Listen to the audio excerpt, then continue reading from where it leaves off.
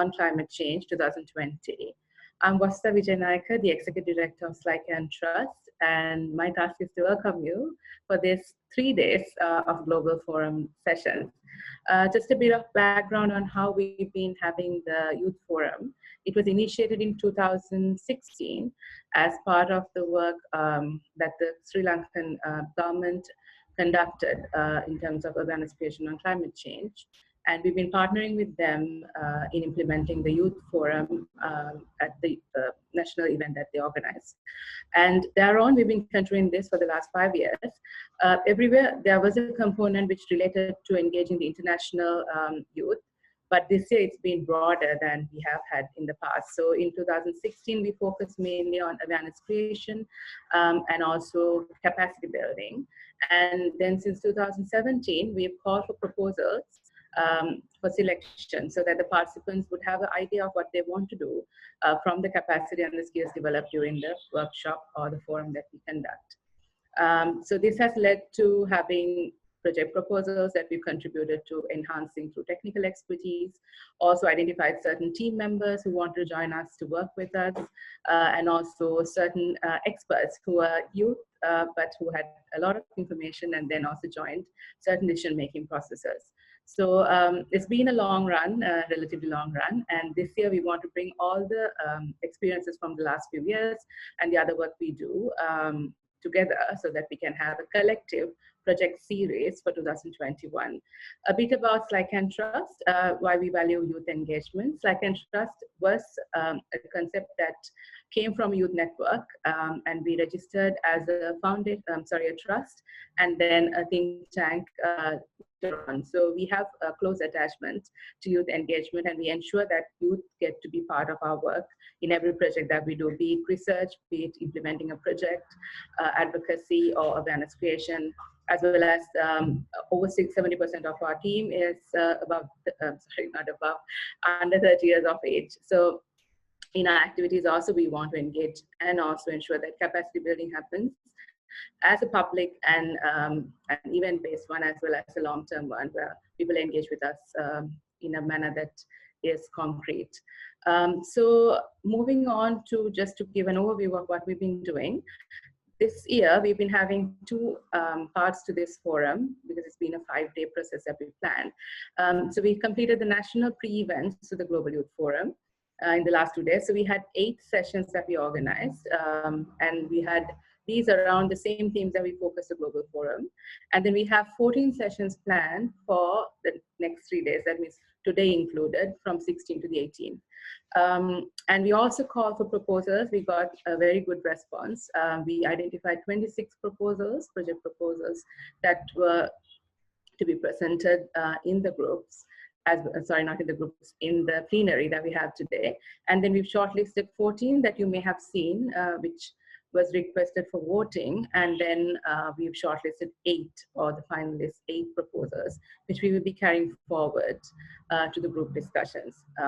So that will come a bit later after the pictures that we have of all the 26 that we had selected as proposals that could potentially be supported. And just to focus on, I'll quickly share the screen on what we focus on. So this year's themes, we have 4 themes, which is climate change and disaster risk, then biodiversity, oceans and coastal ecosystems, and sustainable food systems. And then we have 5 cross-cutting issues that we focus on, which relate to just transition, participation, inclusion, education, capacity building, means of implementation, and just recovery. So we will have certain elements of COVID-19 impacts taken into consideration as well throughout the discussions we have. And in the Global Forum, those are the projects that you submitted. Quickly going back, press the wrong button. So the Global Forum, the agenda consists of different thematic sessions. I believe you would have seen this. So we have partner organizations, contributing organizations that would be organizing or leading sessions. So one of them today is linked to this opening session, which is a thematic session on resilience, foresight, and transformation, which is conducted or led by the Resilience Frontiers Initiative of the United Nations. And we have a keynote speech, and then we have a training session on foresight and transformation, and then we'll also have an interactive session. So this will be following immediately after what I will be saying now. And we'll have, sorry, let me stop sharing. Right. So we will be having these speakers joining us, and we will continue the discussions across the days, taking into consideration what we will be learning. So every session that we have during this forum would have a technical aspect or a skill set that we'll ask the panelists or the experts to provide. And these will be taken into the group sessions that we'll be organizing by the teams. And then you'll be developing a project proposal in agreement with what you select to be the one in the initial stage, and then carry it forward till the last session. So in the last session, we would request you to present this and then get comments from mentors. So this year we have mentors who volunteer to give their time going forward in supporting the youth who will be implementing these projects. And then there'll be organizations potentially supporting in some countries. We've already got certain organizations expressing interest. So we have a lot of things lined up, and we hope that these 3 days will be great, and you'll learn from all your experiences, and we'll learn from you, and we'll have lively and concrete discussions to have outputs. So I shall end my welcome there and pass the mic to Sanashia, who would have a Mentimeter ready now. Thanks, Vasita, and hello and welcome to everyone here and everyone joining us from Facebook. It's a pleasure to have you here. So we are going to do a quick Mentimeter. So basically, if you all haven't used it before, I'm just going to add the description in the chat. So log on to www.menti.com and use the code 6721571. And there are 2 questions. Let me just present this. There are 2 questions. Oh, right. We are seeing some answers. So just to get an idea of where people are joining us from. So we have participants from Nigeria. And so we want the country you're joining us from. We have people from Cameroon. Nice to have you here. Please keep those answers time. We'll run this for about a minute.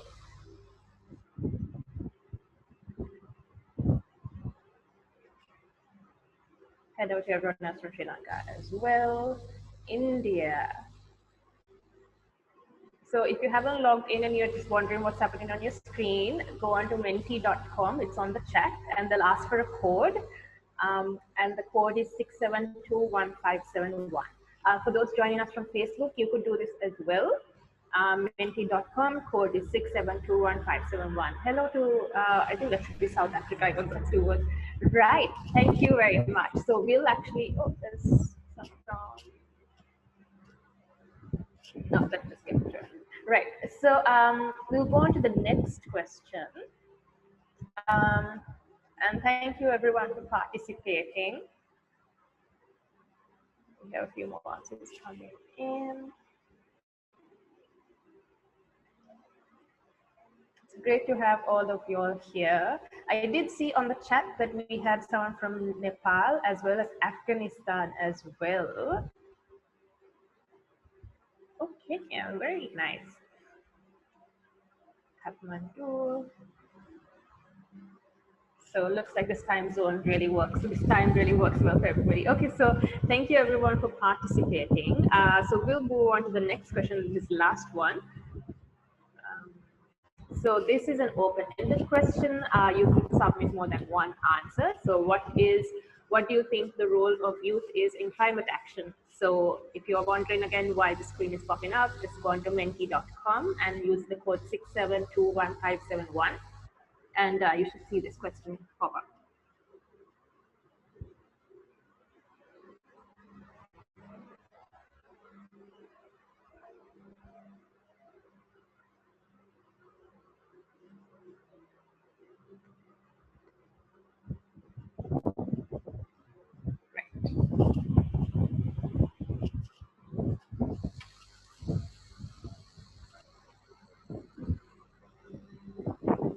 Okay, so of youth in climate action is to be the change for social revolution, advocacy and delegation, leadership, transforming the world, equality of opportunity to the access of resources exactly. Maybe we could keep this on. I realized my screen share wasn't on earlier. I'm so sorry about that. The role of youth in climate action is definitely necessary, and everyone's vision and thoughts are very important. We actually have these forums to make sure that the process is as inclusive and participatory as possible. To engage in decision-making processes, implement ground-level projects, actions, raise awareness, promote sustainable and eco-friendly lifestyles. Thank you, and for those of you who joined us for our national forum, we had a session. We had a fantastic session in English on sustainable consumption and production. We had a youth delegate who spoke about her individual practices on how she practices rather sustainable lifestyles. So thank you, and that's very important. For capacity, where does that keep going? Development, knowledge sharing, and technology transfer. Yes, ground level activities. Very good. Thank you so much. And we'll keep it on for about another 10 seconds.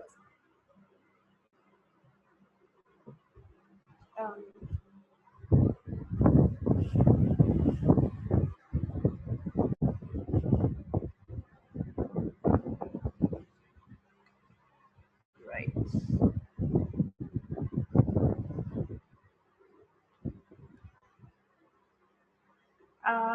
Right. Thank you very much. And thank you everyone for participating. That was fun. And I hope that also served as an icebreaker. Was it that? Yes, thank you very much. Give me a second just to check whether we have all the participants. Okay, can we just do a quick check whether we have all the speakers for the next session? Sandy, could you just see in the list, and then we can move to that.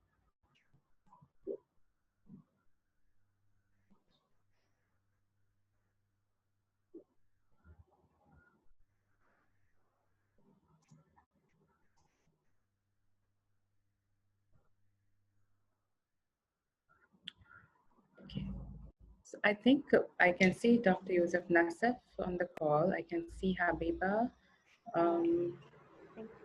So for everyone who joined the welcome and the session that Seni did, we're quickly trying to see whether all the speakers are there for the Resilience Frontiers initiative related session that we have now. So if we can have, Yusuf, could you quickly say whether you can hear us?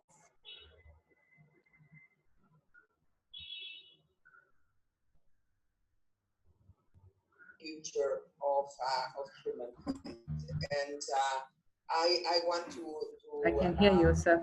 Sorry, Rosita, I'm just concentrating on something else at the moment. Oh, good. So just checking whether you can hear us. You can, right? Here, and yeah. Yes, okay, thank you. And is Harold on the call? Can we check quickly? For technical level. Harold is not, but Habiba is, so maybe we could check in with her. Right. Habiba, can you hear us?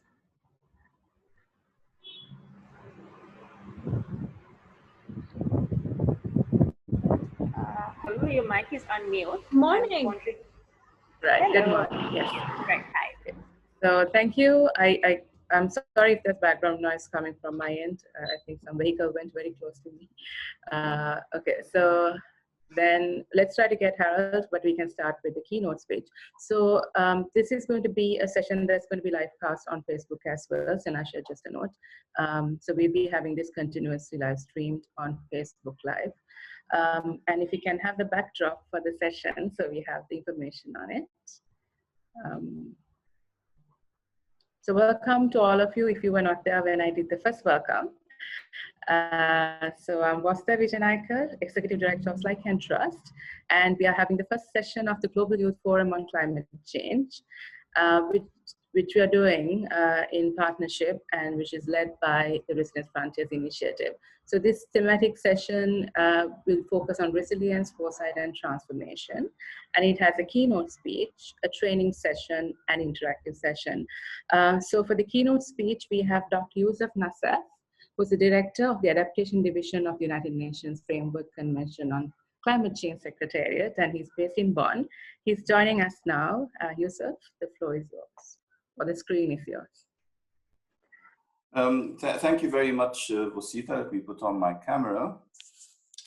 And very happy to be here, and I'd like to join you in welcoming all our youth participants. And it's quite a pleasure always to be addressing our future decision makers and the stewards of humanity as we will leave it to the next generation. Now, this topic of transformation, of resilience, of foresight is a very exciting topic. The concept of resilience frontiers is a foresight-driven one. And the idea there is for us to try to identify the most impactful upstream actions that could lead to that transformation towards a resilient world. Now, why? Why resilience frontiers? There were two pillars of motivation in advancing this initiative.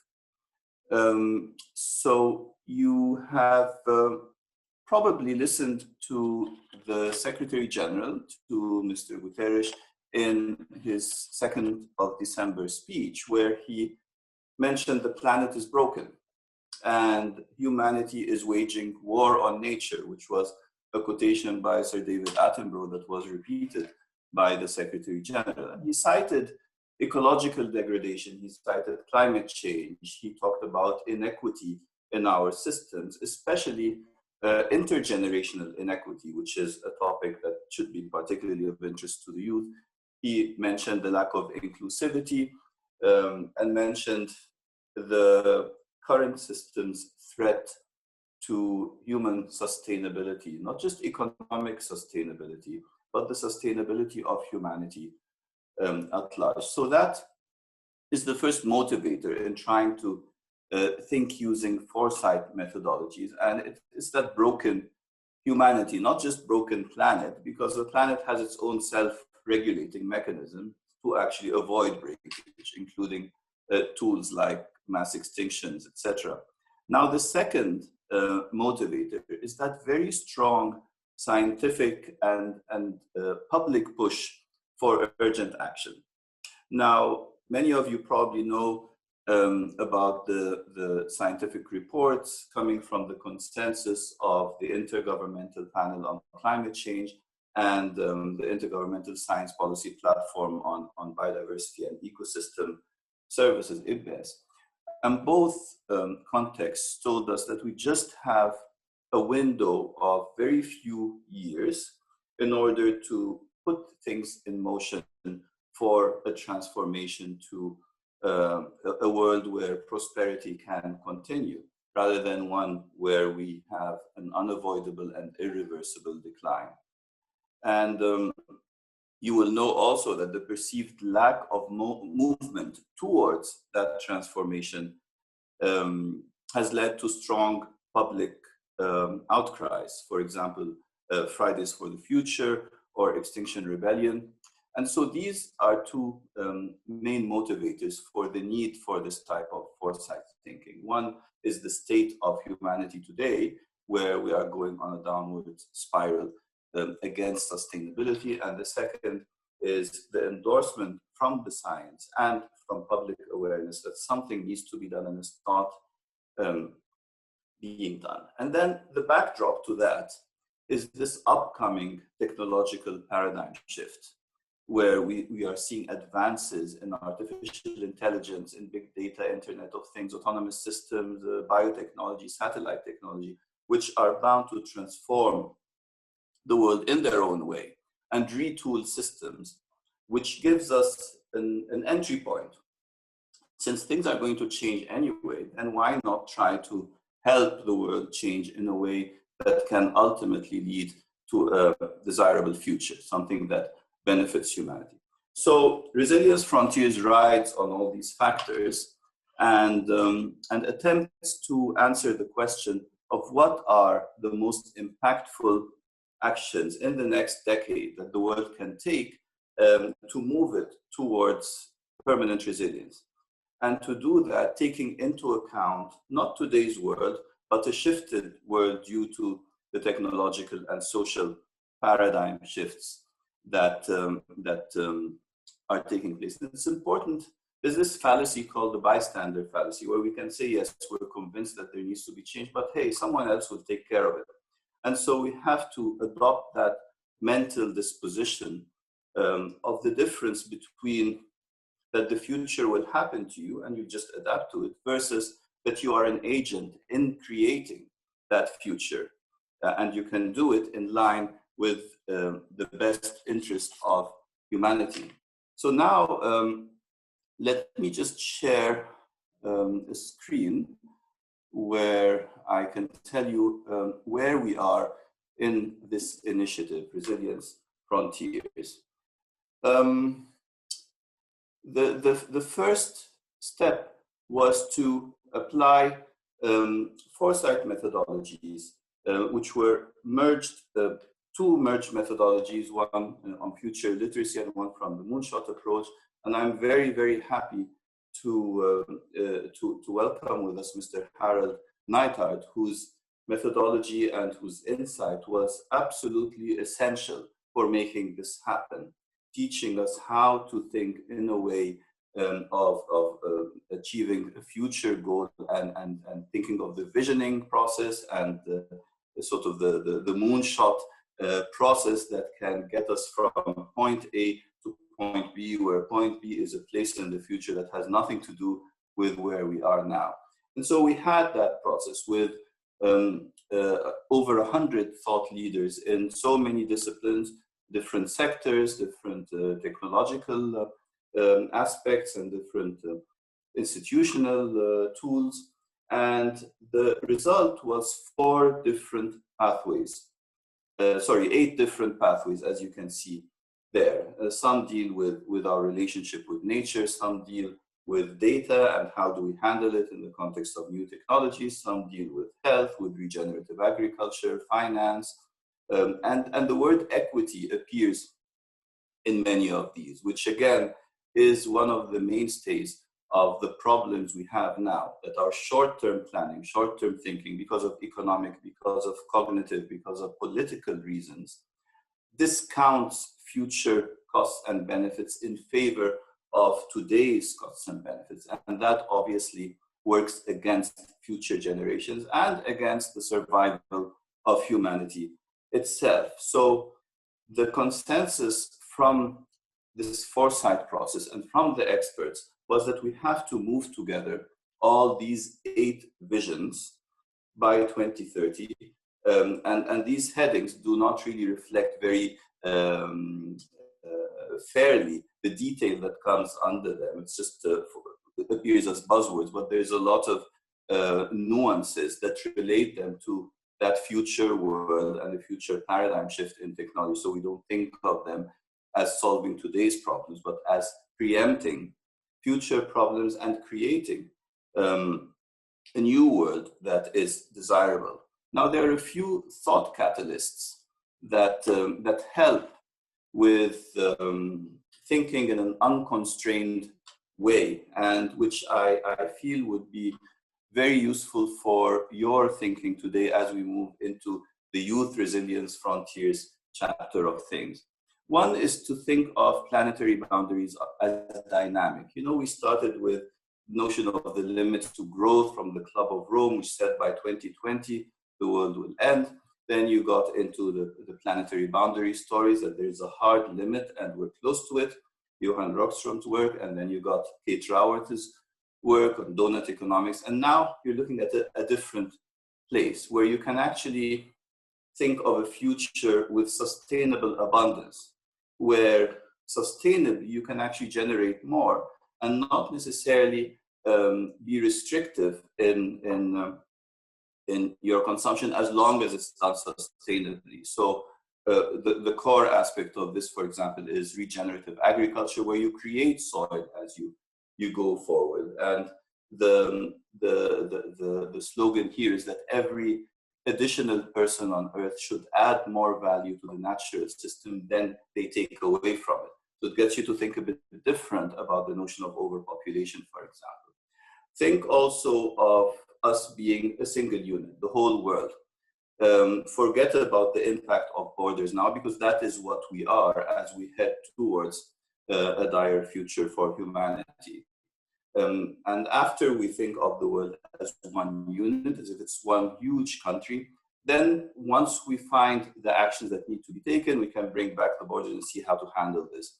A third element is not focusing on today's problems, because then we might lose sight of the evolution that's happening in the next decade and all the changes that will happen. So we created the Sustainable Development Goals in 2015 in order to solve 2015's problems by 2030. Let us not wait till 2030 to solve those problems by 2045. But by 2030, let us build a resilient world that is already taking care of any concerns, issues, inequalities, etc.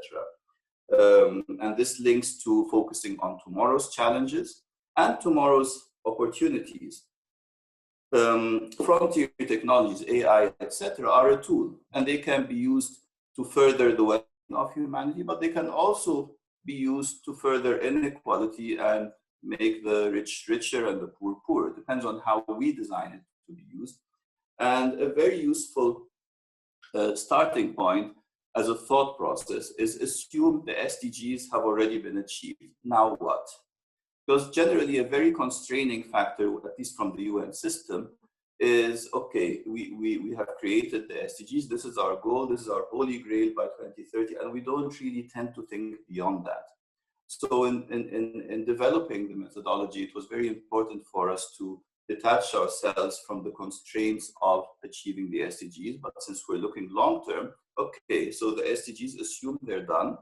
And then you realize it may not necessarily be a utopia, but there are a lot of things we have to prepare for as we move beyond that. Now, we've had that first phase of Resilience Frontiers, which is creating the 8 visions, and there are storylines behind them and briefs, etc., which are available publicly. Unfortunately, today, for some reason, the website of Resilience Frontiers is down. We're trying to fix that. And then the next phase is one of road mapping. And it starts now with horizon scanning. So we're looking for all those initiatives that are already living in this future state, basically, or are helping create that transition. We've found quite a lot. We're looking at 570 examples and now applying the scoring criteria to see which of them can be further nurtured to move us towards that future. We look again after that at the storylines, the desirable, undesirable for each of the 8 pathways.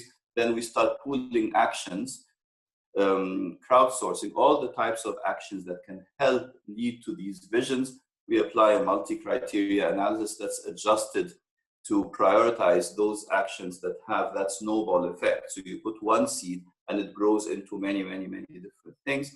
Then look across the pathways for synergies and synthesize that into clusters of action. And then we disseminate these outcomes through the UN processes and other initiatives that, that can help move us forward. So basically by now it should be clear that this initiative is intended to help us co-create the elements of a holistic, resilient future. And I'm happy that we now have a youth component to this, the creation of YRF, Youth Resilience Frontiers, and your engagement in this important discussion. Before I leave, I would like to remind you of a very nice quotation by a cultural anthropologist, Margaret Mead, who said, "Never doubt that a small group of thoughtful, committed citizens can change the world. Indeed, it is the only thing that ever has." Thank you very much. Back to you, Vosita. Thank you, Yusuf. Thank you for that very informative and insightful keynote, which kind of sets the scene for us to what we're going to do now. So next is the training session that we have planned on foresight and other related aspects. And we have Mr. Harold Neidhardt, I hope I pronounced the name correctly, who's a curator and CEO of Future IO Institute. He's also joining us from Germany. Harold, over to you. Hello, everybody. I hope you can hear me. And I'm happy to share some of thoughts with all of you. And I would like to share my screen. Let's see if I can make this work.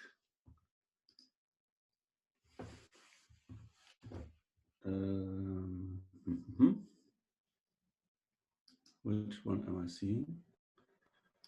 I think you see also only the wrong one. Desktop 2. Okay, do you see the screen? Yes, Harold, we can. Okay, good. So then let me start and say another welcome to everybody.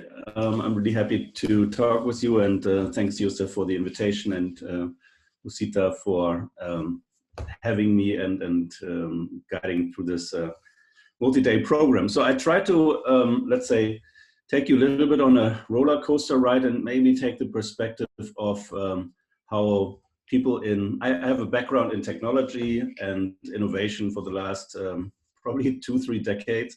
And my lens is looking from the progress of innovation and how we can use exponential thinking towards solving the sustainability goals, especially working on climate. So the topic of understanding foresight and transformation, I see it together with the lens of moonshot thinking. And so my name is Harold Neidhardt. I'm the CEO and curator of the Future IO Institute. We live in or work from Hamburg. So in the background is sort of European map, and Hamburg is somehow here next to London, and or next to in the vicinity. I think if we look at the future of cities and starting, let's say, from that point, because there's data and foresight where we say, in 2050, 75% of the people on Earth will live in cities. And that leads to a lot of, the potential of where you change or where you set up change. And now let's see, if you think about the future and cities, some of us might have this in mind. The music is from Blade Runner 2049.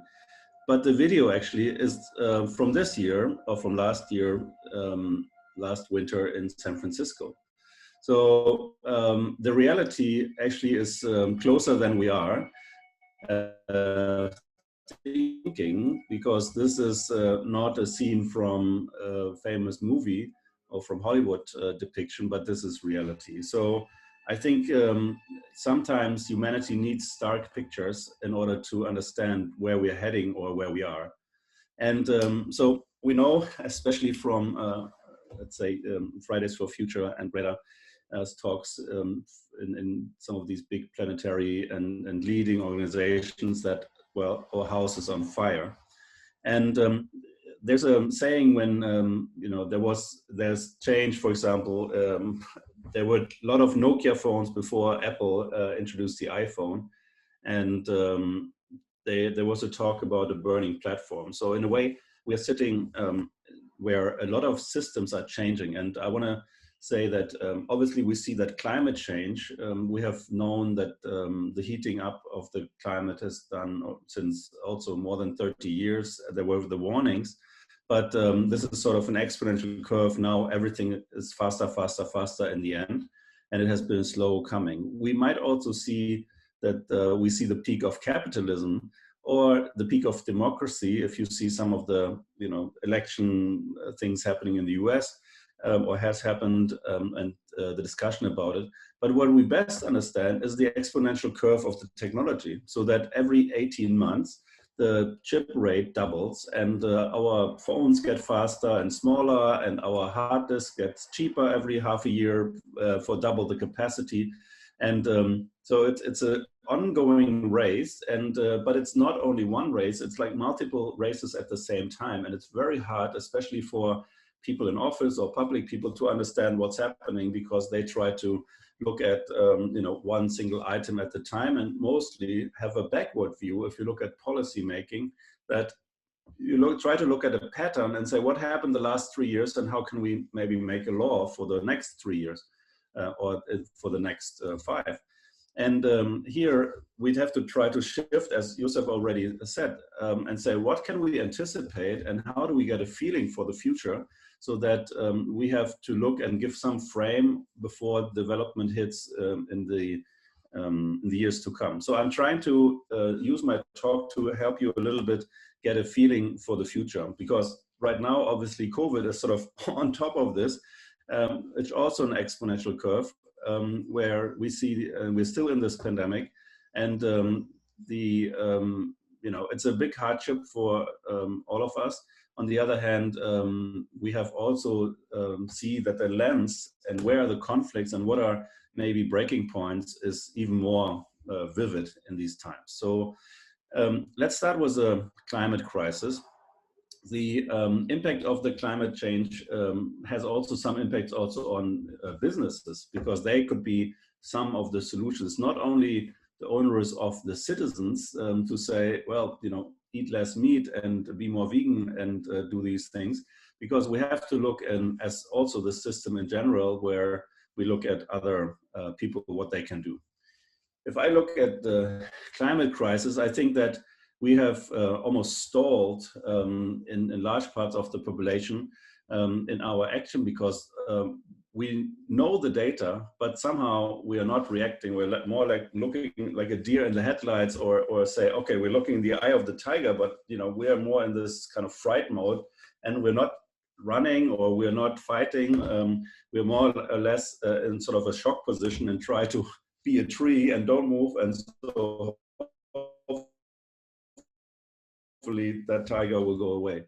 We know that looking at data is very, it's all there. We know that the data is there, here, data 2 years ago now in Greenland, just on one day, there was like 2 square kilometers of ice melted in one day. And this is just like unbelievable. You see all the data. This was again the, hottest summer on the North Cap, and we see ice melting, and it's just like, but most of the things you see is basically data, and data is very hard to understand because you don't really get very emotional about seeing these things unless you have some science background and you like to look at it.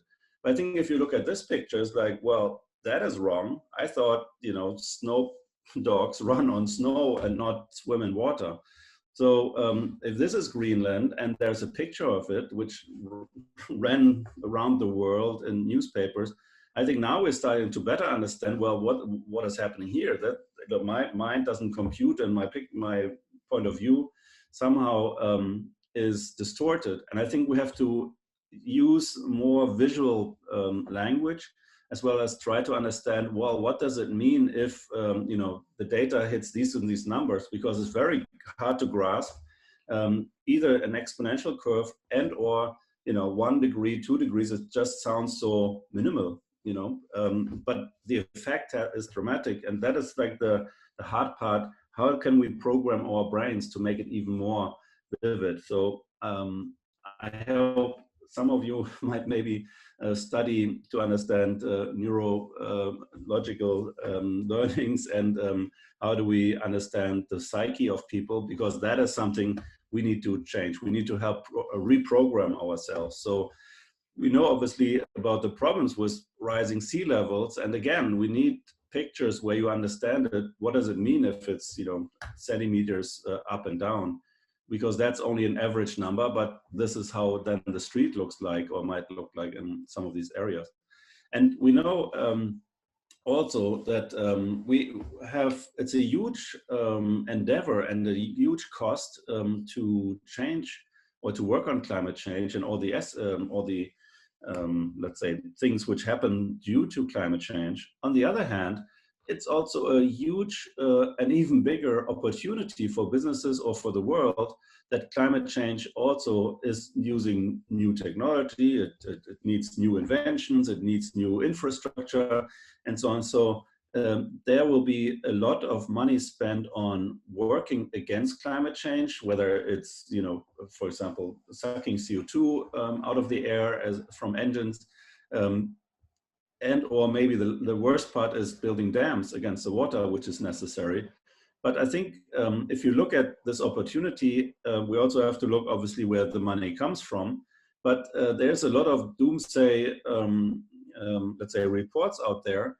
But I think we have to use somehow this motivation of where are we going, what is happening, and but where's also a chance where we can start with innovation, because there is a lot of people out there who are working either in science or working as startups, as well as in big corporate companies, who could help alleviate and eliminate some of the restraints happening. Hold on 1 second. Close the window. And we know climate change is not only you know, one of the big issues. We also see that climate air pollution is a big risk. We also see that you know, climate change also is handling migration or issuing migration, which was one of the big issues from the exodus from Syria, and here also in Asia. So it's a really devastating area. You know that on top we have man-made problems, plastic waste, which is polluting our oceans.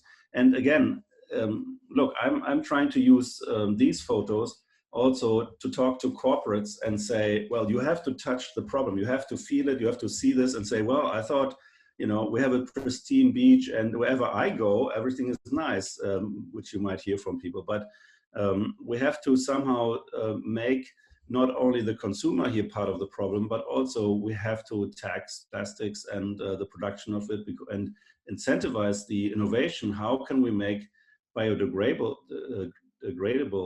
materials and go into the circular economy and not have these pictures? So these were some of the aspects we're looking at. And now I want to talk about more, let's say, having a feeling for the future, because it's very hard, again, if you just look at numbers, we don't really go anywhere, and it's hard to grasp. So one of our faculty members, he's a futurist of Daimler, Mercedes-Benz, and he says it's very important to get this kind of feeling for the passage of time, because there's very hard to understand, well, you know, sometimes if you go into an interview, you might be asked where you want to be in 5 years from now. But if you really answer this question, like, in 5 years from now, will we have, I don't know, hoverboards, or will there be flying cars? We don't know. So what do you want me to say in 5 years? Maybe I'm a, you know, flying taxi captain or something like that. So a lot of things are happening in the next 5 or 10 years. It's very important to see how can we relate to that. Architecture has a little bit more easy, because you can, you know, if you design a, you know, a new skyscraper, it's something which happens, maybe takes also 5 years, because you need 1 or 2 years for planning and another year for getting the permits, and then you build it for 2 years, and then finally after 5 years, you know, you build the future. So architects have a certain way of looking at landscape, looking at, you know, different perspective of how the new skyscraper might look like. But also we're looking at scenarios where, you know, again, cities see most likely very fast the impact of the rising seas and the climate change. So if you look at New York 2100, well, if this is it, then now it's a question, well, 2100, that sounds so Star Trek. This is like out of the way, it's in the next galaxy. But and we see also some of the climate models here, you know, the degrees for 2100. But if you look at 2100 another way, it's actually if a baby is born today, or if your kid or sibling is maybe let's say, less than 10 years now, she will be alive in 80 years, because it's only 80 years from now. Even all of you, if I look at some of the pictures, will be still around. So we're not talking future generations and other generations to come. It's actually the people we know will live in 80 years from now. So again, if you look at the number 2100, it's so, you know, unrelatable. If you break it down to it's 80 years from now, it's actually the start of a generation. If you looked at the David Attenborough film, he actually said a similar thing, like, if I look at if he looks at the change of his 90 years and looks just back, what happened in the last 90 years or the last, let's say, 80 years when he was, or 70 years when he was starting to travel and look at the world and, you know, discover the first wild animals and where they are now, what happened in the last 8 years will be exponentially different in the next 80 years, because we see so many opportunities and challenges explode, and we have to see how do we grasp this. And as you know, there's no big grand plan. There's nobody who actually says, oh, let's have you know, either positive or negative things happening. It's all of us, and that's the part. How do we get all involved in this? So it's very hard, very important to say, well, where are you? What is your scenario? What is happening? What might be happening? And how can this be changed, either locally or on a global level? And we know already this is very hard. So now, if you look at moonshot thinking, Yusuf already mentioned that we had this fantastic workshop in South Korea last year, where a whole week we worked on new ideas. And we know, let's say, moonshot thinking comes from JFK, John F. Kennedy, and he had a couple of speeches in 62 and 63, and also here 61, and say, okay, we have to put a man on the moon and bring him safely back before the decade is out. And we have to do all of these things and the other things we have to do. So he didn't really know what was happening. The only thing was, there's a goal, we have to achieve it. There was not even enough NASA budget to do this. Some of the technology has not been invented. All of the computing power, which they had to develop in these coming years, because they then landed in, you know, just 50 years ago, 20th of July, 1969. So in this period from 61, starting to put the idea out and the vision, you know, a lot of engineers all of a sudden started new companies and started thinking about it, working with NASA in order to achieve this, this big feat for humankind. Obviously, now we would also much talk about, you know, bringing women on the moon and beyond. So we will see this in the next couple of years. But the important thing is here that you start not only by describing a problem and all of the, you know, things that have to do, but it's more or less starting to describe a challenge and invite people who want to help you build on this challenge, and they will come. So we saw that this is happening. We also see that, you know, in order to look ahead at what can happen maybe next 10 years, for example, how do we solve the SDGs by 2030? We have to also look at what's happening around us. What is sort of the trajectory of things, staying in the language of moonshoting. So you see that the cost of solar power is now so competitive that in some regions it's already cheaper than all the traditional energy powers. We also see that, and this is like Moore's law, so it's every 18 months kind of goes either doubles the speed or half the price. And we see that, for example, in DNA, the cost of DNA sequencing even is faster than this sort of traditional Moore's law. So we see that the cost of some of the technology, like health, which uses computers to assist in solving these problems, are even getting faster and faster and faster. So it's very hard to predict that, you know, what does our world look like in 10 years from now alone? Only about 13 years ago, the iPhone was introduced, and it started basically trillion-dollar companies like Apple and a whole ecosystem around mobile apps and what we do on our phones. So just this change the last 13 years, if you project that what can happen the next 10 years, it could be enormous, especially if you look at, for example, biotech and other other technologies. Like here, you have robotics, you have artificial intelligence, blockchain, rocket science, biotech, and so on. So all of these things, quantum computing, are coming in the next 10 years. So it's very exciting to be alive at your age and let's say work on these things and be in the position to help shape some of the technologies to use them also for the greater good.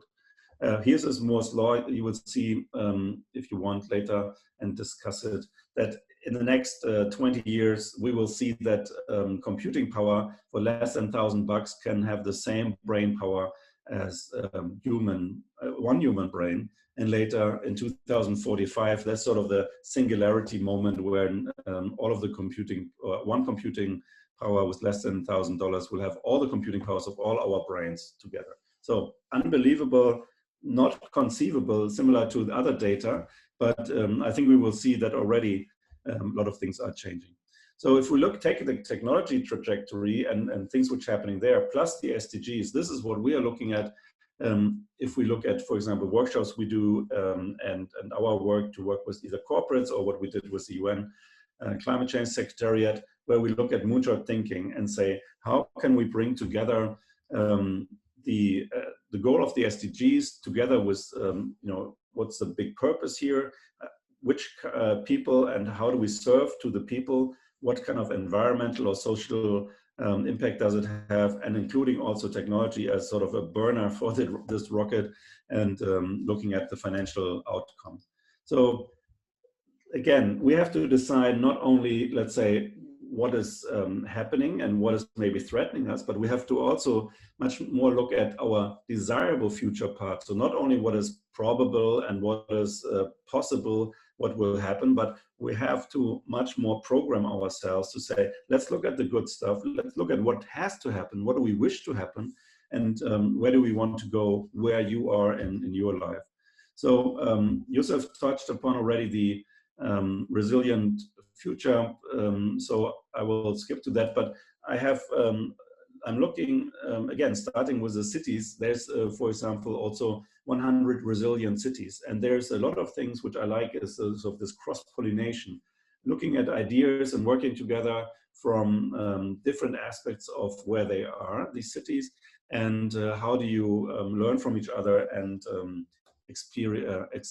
have a platform of these technology advancements or things that are happening. So here's a couple of examples where Glasgow, which hopefully next year we'll see this the next COP 26, and so there's things where cities work together on health, or they work together on, again, architecture, and there's a couple of interesting things. I think it could be interesting for you to look at this, how cities work together, because this could be a template of how the organization of, let's say, also your youth engagement throughout the world can maybe address cities, because there you have a closed loop to the local government, which might help in advancing some of the talks. So just to make it more practical, for example, I know I think you're most likely not in Europe, but Barcelona has a very unique architecture, because they have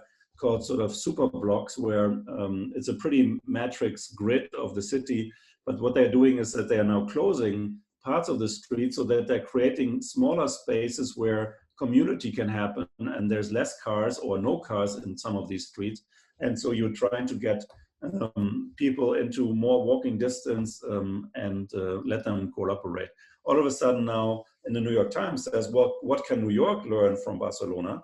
And so now it starts, because most of the big mayors of big cities have their own place marketing and how amazing they are.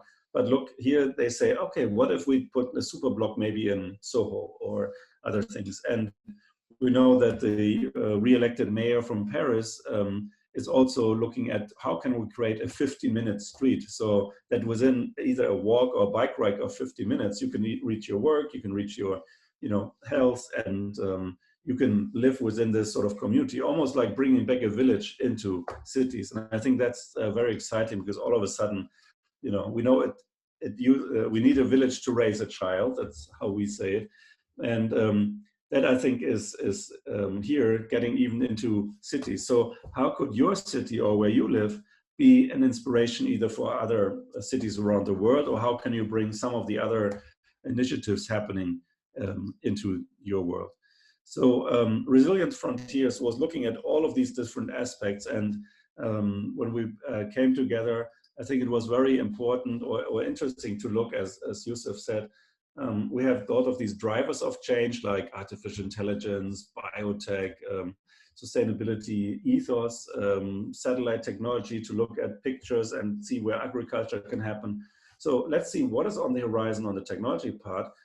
How do we match this to the basic needs? So, okay, here we need food, we need water, we need intact biodiversity.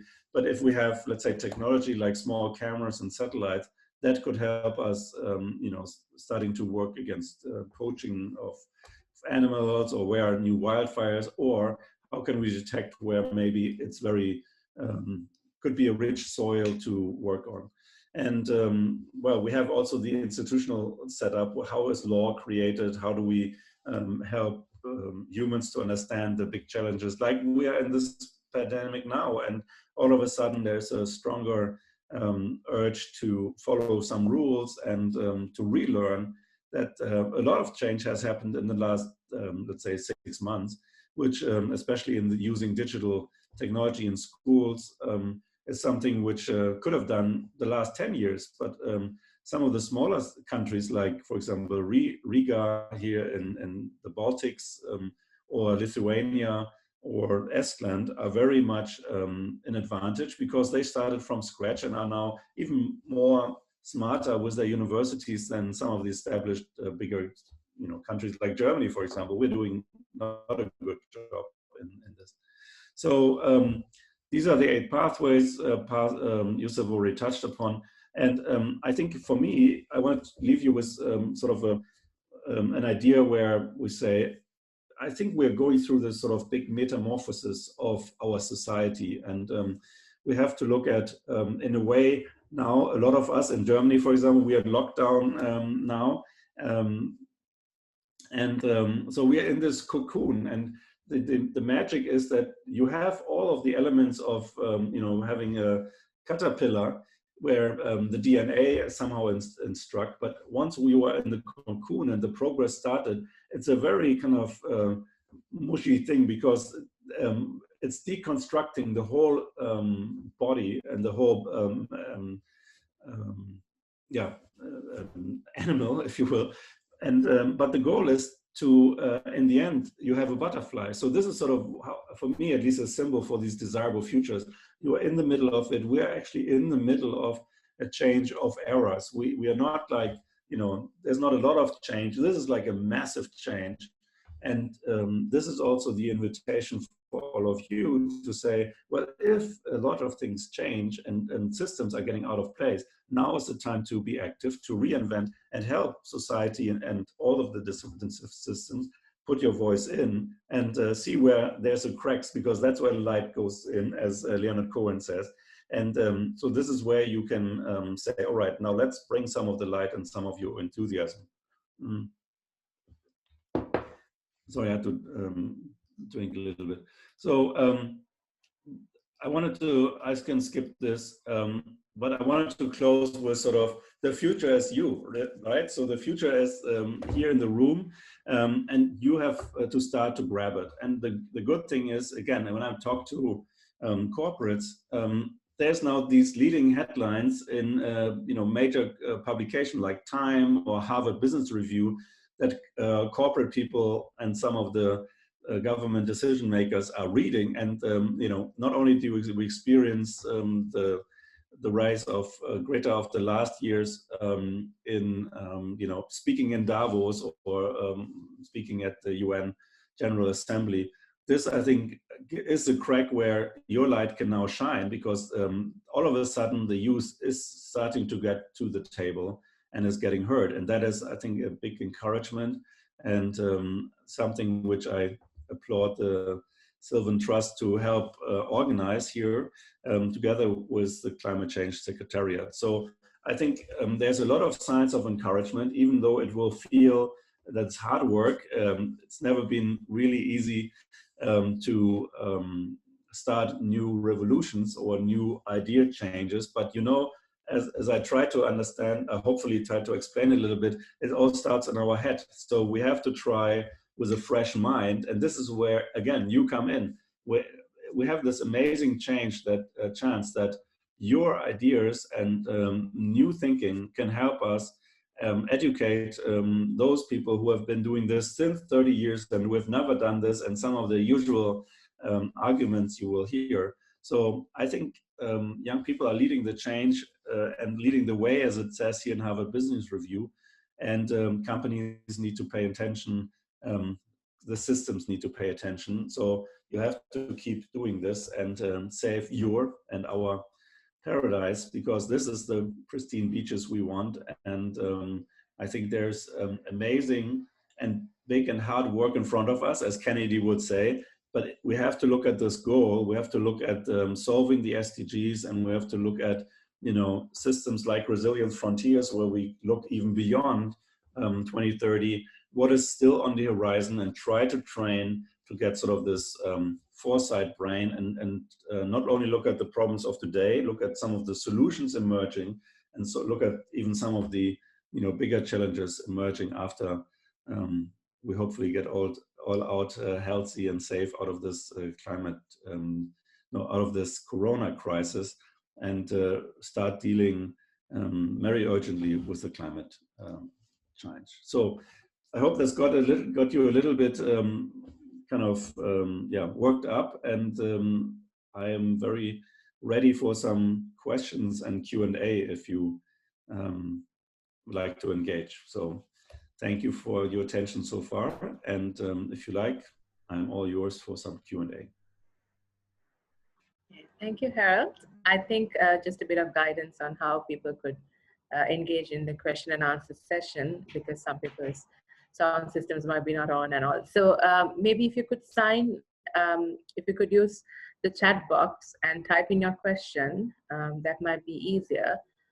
If it's needed, I could read it out, or maybe Harold could look at the chat box and answer the questions. So as a first question, I will maybe start until people type in the questions. So it's great to have you again, Harold. I mean, I think this is the third time I'm meeting you. This is a virtual meeting, but I met you over Songdo as well. And it was a great experience for us to work with different types of foresight thinking and aspects of application. How can we have a mood? So how can we in 3 days maybe use what you just presented? Because we'll be having sessions and people will be working on their projects. So how can we best use what you just taught us? That might be helpful for us going forward. Well, I think the biggest thing is that you start to think bigger. It's very, let's say, we tend to limit ourselves in either ideas or in daring to say something. So I think if you look at the, let's say, your work over these days, is that hopefully you have a band of trust between the people in your group. So you should use, first of all, start with positive language and encourage people to think big, think out of the box, and try to find solutions to dream first, because there is enough time to say, okay, here's a crazy idea, or here's an amazing idea which sounds maybe crazy now, but after you discussed it maybe 3-4 times, there's still some substance left. But if you start with a so-so idea, or something which is maybe attainable in the next 1 or 2 years, once you take half of it away through discussion, the idea is not so big anymore. So try to think more like JFK. Think about a solution, a possible idea, which you have maybe no clue how to build it, because you're not an engineer, or you're not a scientist or something. But I think you have to trust your gut feeling and say, how about it? So play a little bit more like science fiction. So here's an example for maybe to see this. And we have to create pictures in our minds of what you think you can work on and where you want to land. So basically build your own moonshot. I think we have 1 more or 2 more ideas or minutes. So for example, if you see in Star Trek, in 1968, Gene Roddenberry, the producer of Star Trek, he started to put what we now call a 3D printer in the movies, but nobody knew how do you build it. But 30 years later, now we call it a 3D printer, and it's happening. It's in the market, and it's changing, and it can print metal. But it started with putting images in our head of, well, there will be a machine, and you say, can you print Earl Grey tea, and there will be Earl Grey tea, or can you print a knife, and then there will be a knife. So use your imagination, think more almost in maybe in the beginning at least in sci-fi dreams and maybe what you saw in the movies, and then expect that, well, this could happen, and later you maybe try to bring it down to more realistic things, but start big. Thank you, Harold. We have 3 questions in the chat box. If you would like to pick 1 or 2, or even if you have time to answer all 3, depending. So I could read the first one if you. Yeah, read. Yes. How do we mobilize finances for youth-led organizations which can eclipse the thought processes of so many of the institutions we are forced to work through? Okay, that speaks to the generational wealth gap. Is there a peaceful political solution? That's the first question. Yes. So let's say finance obviously is an issue we have to talk about. But also this can be, how do you say, I think you have to be creative. You are young, you have speed, and you mostly have access to, let's say, a mobile phone. So already you can better organize, you can organize cheaper than maybe parties. For example, if you have a party, they have to go through a constituency setup where 2,000 people meet and talk for 3 days, and that costs a lot of money. But you can use digital tools to organize, to send messages around, and also reach out to reporters and so on. So I know in the end you also need some money to have lunch. But I think for activism, you have to look and say, all right, how can we smart about it? Think like a startup and say, we have to do this differently and create pictures. So I don't know if you saw the picture just a couple of days ago. There was in front of the Berlin, what is it, Brandenburg Gate. There was this huge sign with 1.3 degrees, and it was all from candles. So candles, which are very cheap in producing, and if everybody brings 1 candle, all of a sudden you had these hundreds of candles there, and that produces a very impactful picture. And I think we can also strike alliances there. You saw that maybe in Europe, there's now, there was a group from Portugal, 5 kids who got together with lawyers, and they're now suing the European court for listening to climate change. So obviously there must be a deal with let's say lawyers, because they were probably going for the PR effect of it. But you can do impact, and you have to just think smarter without some of the money, and think more agile and faster. I think it's happening. Thank you, Hart. Shall we take just 1 more? I know you have to travel somewhere, but if you don't mind, 5 more minutes. Is that okay? Yeah, sure. Yeah. Okay, so next question is, with regard to using visuals to showcase climate change impacts, how could youth get involved in this, especially if they are just starting up? Okay.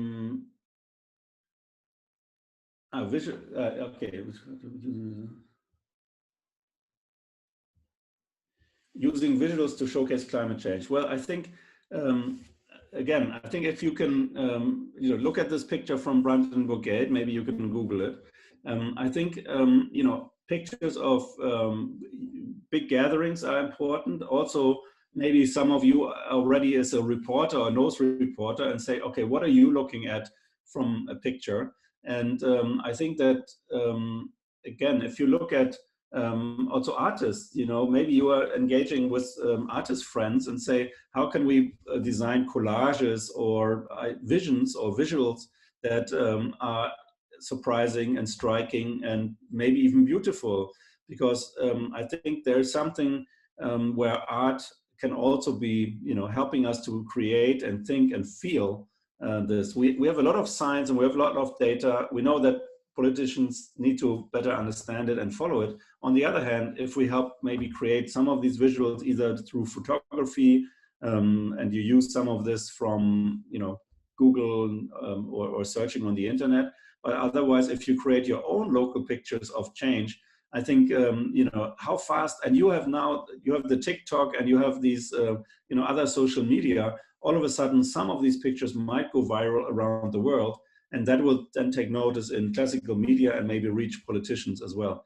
So I think you have a lot of means. Use memes and social media. That's your tool. I mean, there's nobody who knows all of these young media types better than you are, especially new emerging ones like TikTok or Snapchat or some of this. And this will spill over to maybe Twitter, and you can also directly address people on Twitter. All of the politicians have somehow their office there or their things, and if you run campaigns, they will take notice.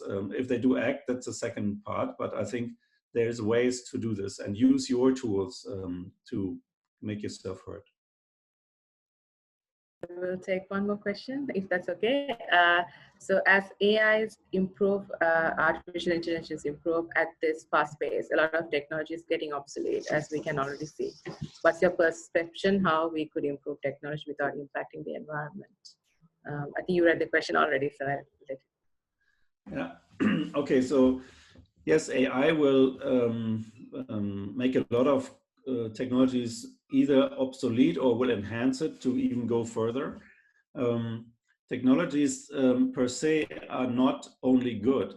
We have to watch, especially also the development of AI with new, put more ethics in there and code inside that we're not, it has to be more inclusive. So a friend of mine is working in Oxford at the university and looking, for example, also at biodata, where he added, I think, thousands and thousands of samples from India to add to maybe a starting set of DNA samples, which are maybe mostly from Europe or, white people. So I think diversity is very important, and AI needs to not only be trained from, let's say, YouTube videos, which are maybe a little bit too more extreme, but for an AI, here's a video, I believe it, that's my world. So we have to watch how do we train these technologies.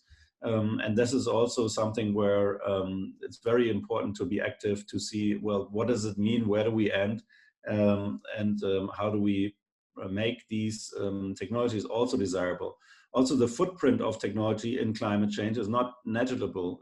The more we search, the more data centers we have, the more energy is used. So even that, there's, for example, I don't know if you heard about the search engine, which is called Ecosia, and they're using the search engine and some of their money to plant trees. So every time you search, you are actually helping to produce, working on climate change. So if you look at what kind of technology is out there, then what kind of startups or companies are out there, do some of them already have a consciousness for the SDGs in regards to climate, for example? I think then if we use, or as a citizen, we are a consumer, but with every part of our consumption or every part of our attention we give to technology companies, we help them grow. And we should all be looking at, do we help grow the right corporates and the right startups and help them? And there's another way that obviously you can help in, a lot of startups need always more people. So if you are a programmer or somebody who's in technology, you might even work now also remotely for big corporates and help from the inside to change and start maybe discussions to work towards a more sustainable technology and venture. And I think that will be very much on the agenda, because we see that some of the big global American and or Chinese tech giants might be, cut down to smaller pieces, or will be held much higher, hopefully, to ethics and paying taxes and so on and so forth. So I see also this other question. There's a lot of inequality on the that's why I meant right just in the beginning, the capitalistic system where a few people are billionaires and everybody else works for $5. So this part of pure Silicon Valley technology paradigm or that way is also, I think, coming to a halt and a stop. We have to work on more conclusive, collaborative systems and start to bring in more community part aspect rather than a one billionaire saves all aspect.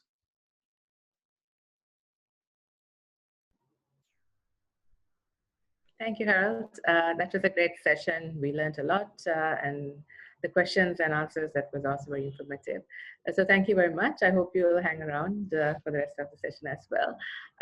Now I would quickly check in with Yusuf if he's around before we go to Abiba's session. Yusuf, can you hear us? Are you there? Yes, I'm here. Yes. Could I quickly ask a question from you before we go to the interactive session? Yes, because we didn't get to talk with you. So if anyone has questions for Yusuf, you could quickly type in the chat box. We'll take 10 minutes with Yusuf as well. The first question is, now that we got a bit more, I guess, like a bigger picture of what's happening with foresight thinking and aspects of resilience frontiers, could you just say how all this connects with UNFCCC? How, because people who think the UN system is bureaucratic, and what we're looking at is a bit more, I don't know, flexible, creative sort of aspect. So how does this all connect to the work that you're doing? Well, I think the core issue here is whether you look at climate change as its own siloed issue or concern or problem, or whether you want to look at it as connected to a broader ecosystem of concerns. There is a system there. Within the UN, we tend to look at biodiversity by itself, climate change by itself, ozone by itself. But from my perspective, it's very difficult for us to do the work that we need to do on climate change without looking at that broader picture, where climate change is a symptom of something and ozone depletion is a symptom of the same thing, and biodiversity loss is also a symptom rather than the actual problem. So once we go to the root causes, which is what we try to do with Resilience Frontiers, then it will help inject far more effectiveness in our response to climate change under the UNFCCC, but it will also help see everything else in a holistic manner. And the problem with our projections, the way the science works now, when you look at the future from the climate change perspective, it's largely a future that looks exactly like today, but with a climate signal superimposed. And we know, obviously, that the future will not look exactly like today with just the climate signal superimposed. So here's where this initiative comes in. How do you then project into the future in a way that is far more realistic and takes advantage of the non-linear shifts that will happen, that we know will happen already because of all the advances we're seeing in technology. So yes, it is linked to the objectives of solving the climate problem, but it is a very fresh way to look at this. And once you use that fresh way, you find that you're actually looking at a lot of other things at the same time. And then that, hey, you know, this is an entry point to achieving what we call resilience. But it's not just resilience to climate change, it is resilience to any environmental shocks that do not happen by themselves. They're happening because of our own unsustainable practices, all the way from acid rain in the 70s to now COVID-19. We can choose to solve one by one separately, but then the same ailment that is producing the symptoms will continue to bring out other symptoms in the future. So if we want to reach that sustainable world, it won't just be by trying to plug holes, climate change solve this, you know, tick, biodiversity do this, there's another tick, but we have to solve it at a more fundamental level. And I think Harold talked about some of the ways that today's economic systems work that are conducive to the creation of these problems, because they don't take account of the long-term impacts, costs and benefits of the types of activities that we do, especially the costs and benefit to our own natural support system. So that's the link with the UNFCCC, and not only the UNFCCC, but with the work in other UN agencies like CBD, like the Vienna Convention, etc. And it's all linked, and it's time to look at it from that holistic perspective. Thank you. Thank you, Yusuf. There's another question that's typed into the chat box. I don't know how it's relevant. I mean, how much it's relevant to the work you do. It is relevant, but how you would want to take it up or not. So the question is about upstream carbon pricing and starting at the oil majors. Is that for Yusuf or is it for Harold? I'm not sure which one, but Yusuf, would you want to respond to that? Well, obviously, I mean, carbon pricing is one step forward in trying to internalize externalities, and it's a way of using existing systems, the existing capitalist market-based systems, to solve the problem or to move us towards solving the problem of climate change by creating scarcity and by creating also a movement of action towards where it is cheaper. This is what it's all about. So you do more mitigation, greenhouse gas mitigation action where it is the cost of abatement is at its lowest. That is the whole essence of creating a market for carbon. But I would like us to move one step beyond that and internalize all the effects of bad accounting. And we know that GDP is not a measure of prosperity at all, because many of you will know that if you build more prisons, that reflects positively on your GDP. If you have more divorces and divorce lawyers get money, that enters into the GDP as a positive thing. So there are other green accounting methods that must be used, and green accounting tools or greening tools, one of which is carbon markets, but there's still many more that have to come into play to capture the true costs and benefits of our actions. And if you see the Human Development Report of UNDP that was launched yesterday, it goes a step further in that direction. It has reclassified human development. So Norway is no longer number one with the new way of measuring that takes account of the impact on the natural support system. So the economics of this also need revamping, and the tools, whether carbon markets or otherwise, also need to be looked at. And that is part of what we call RF8, the 8th pathway of resilience frontiers, which looks at money, prosperity, growth, accounting, etc. Thank you. Thank you, Yusuf. Last one, and it connects with the next session. So I'm not going to say what's going to happen before you answer this. How is it possible for you to be more involved in this process? Where is a good place to start or an entry point? So over to you. Yusuf, you're still there, right? I mean, this platform is already one way to get involved. And I think for the youth, now that we will have a Youth Resilience Frontiers, this will provide a very nice entry point to finally take full account of the interests of the next generation and beyond in ways that our current systems do not allow. So I think it's really important for the participants here to get a full grasp of the issues at stake. It's very good that there's massive activism going on in the world, and now is the time to build on that and be part of a platform like this one to contribute to the thought process that actually triages up the priority actions that need to take place. So the power of the youth here will be very important. There's obviously also a constituency in each of the negotiating processes, the climate change and otherwise, we call it the Youngo constituency, the youth organizations, where all youth can be represented. So there's quite a few channels there, and it's not difficult to find them on our website, UNFCCC, and others within the UN process. Okay, thank you very much, Yusuf.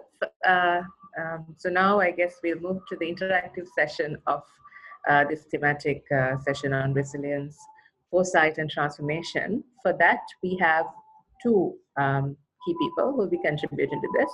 First is Ms. Habiba Al-Khati, who's a convener for Youth Resilience Frontiers. Sorry about the background noise. The ice cream man is around. Sorry about that. And then we also have Dr. Abir Haddad, who's a facilitator and who will be also contributing to this session. So Habiba, can you hear us? Yes, yeah, so over to you. Yes, great, over to you. Hello, thank you so much, Rosita. And thank you to everyone for being here, and especially to Dr. Nassif and Mr. Neinhardt for those very enriching talks and training and answers to the questions that we've had. My name is Habiba. I am the convener for Youth Resilience Frontiers. I am very excited to be to be introducing this initiative to you and to be showing you some of the work we've been doing.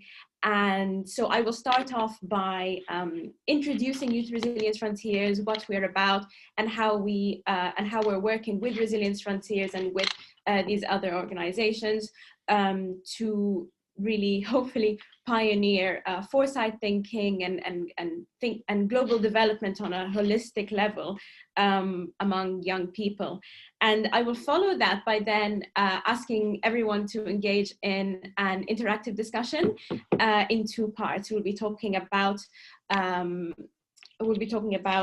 intergenerational equity. We'll be talking about the present and the future and how they link. And then we will also be talking about the interests of, hopefully, you as individual participants in this conference and a challenge later on. So I will just share my screen. I will try to share my screen, if possible. And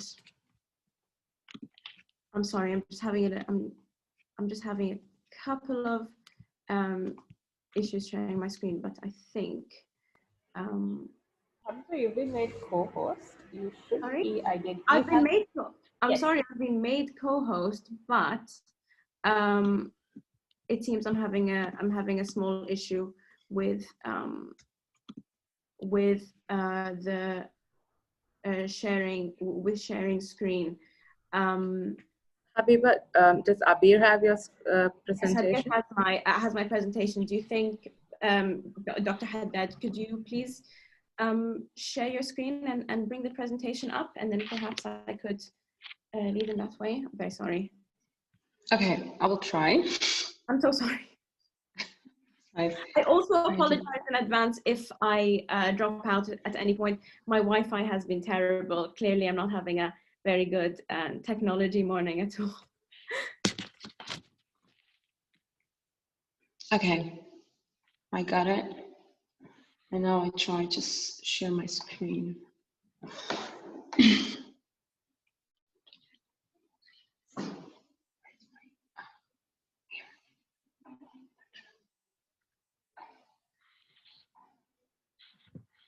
Okay, does it work? We will see. Wait. Okay? We can see your screen, yes. Fantastic. No, wait. Okay. Fantastic. Okay, so as I said, my name is Habiba. I am the convener of Youth Resilience Frontiers, and I'm so excited that we're actually launching Youth Resilience Frontiers today at this session. And so participants will be the first to hear about how we are now open for business, and I will talk about a little bit more of our future prospects later on. Can you go to the next slide, please? Okay, so who are we? At Youth Resilience Frontiers, we are a core stream of Resilience Frontiers. We are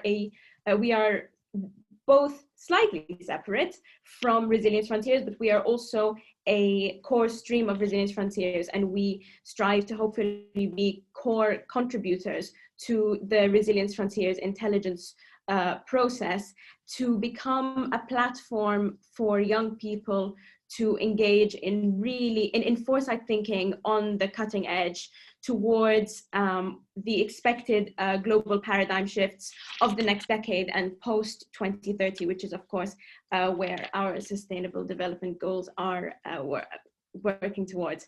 So we are working towards achieving a type of collaboration and uptake of youth perspectives by in policy and in decision making that is unprecedented, because as Dr. Nassif has mentioned earlier, there are lots of different there's the youth constituency, lots of different ways which youth can become part of discussions and decision making processes, but due to the nature of Foresight being long-term and really working towards the world that we will inherit, we are really hoping to achieve collaboration between senior members of Resilience Frontiers and senior members and decision makers and young people. Can I go to the next slide, please? So, obviously, I'm preaching to the choir by saying that we should engage youth, but I think that there are several ways that several unique ways in which young people are specifically suited to taking part in Foresight initiatives because of, like I said, the nature of Foresight initiatives. And the first and most obvious one is that it is the youth. It's us who are going to live with the future consequences of the decisions we're taking, of the behaviors that humans are undertaking right now. And so, of course, we are the stakeholders, the key stakeholders in a very long-term process. But one of the things which I find remarkable, and this has been mentioned earlier, is that young people are, especially this generation, I might be a little bit biased being of Generation Z, are markedly ambitious, very optimistic, creative, and this really suits the Foresight process, because in order for us to engage in Foresight initiatives, we need to develop a preferred vision for the future, and then work our way back and creatively decide unique ways in which we can get there. And finally, I think, of course, while our generation and those slightly older than me and those slightly younger than me are markedly, like I said, ambitious, markedly loud with their views, I think that an exercise like Foresight exercises, all of the things that we will engage with a little bit later in the workshop, really forces us to articulate our views, our vision for the future, and exactly how we would like to get there. And it applies both creativity and also thoughtfulness to this excitability, to this ambition, this optimism of the young generation, rather than just having to sit idle and ask, senior decision makers to achieve our goals for us. So I think that Foresight is specifically catered to youth and specifically and specifically important when we are advocating for the views of youth, because it really forces us to be agents in this process. Can you move to the next slide, please?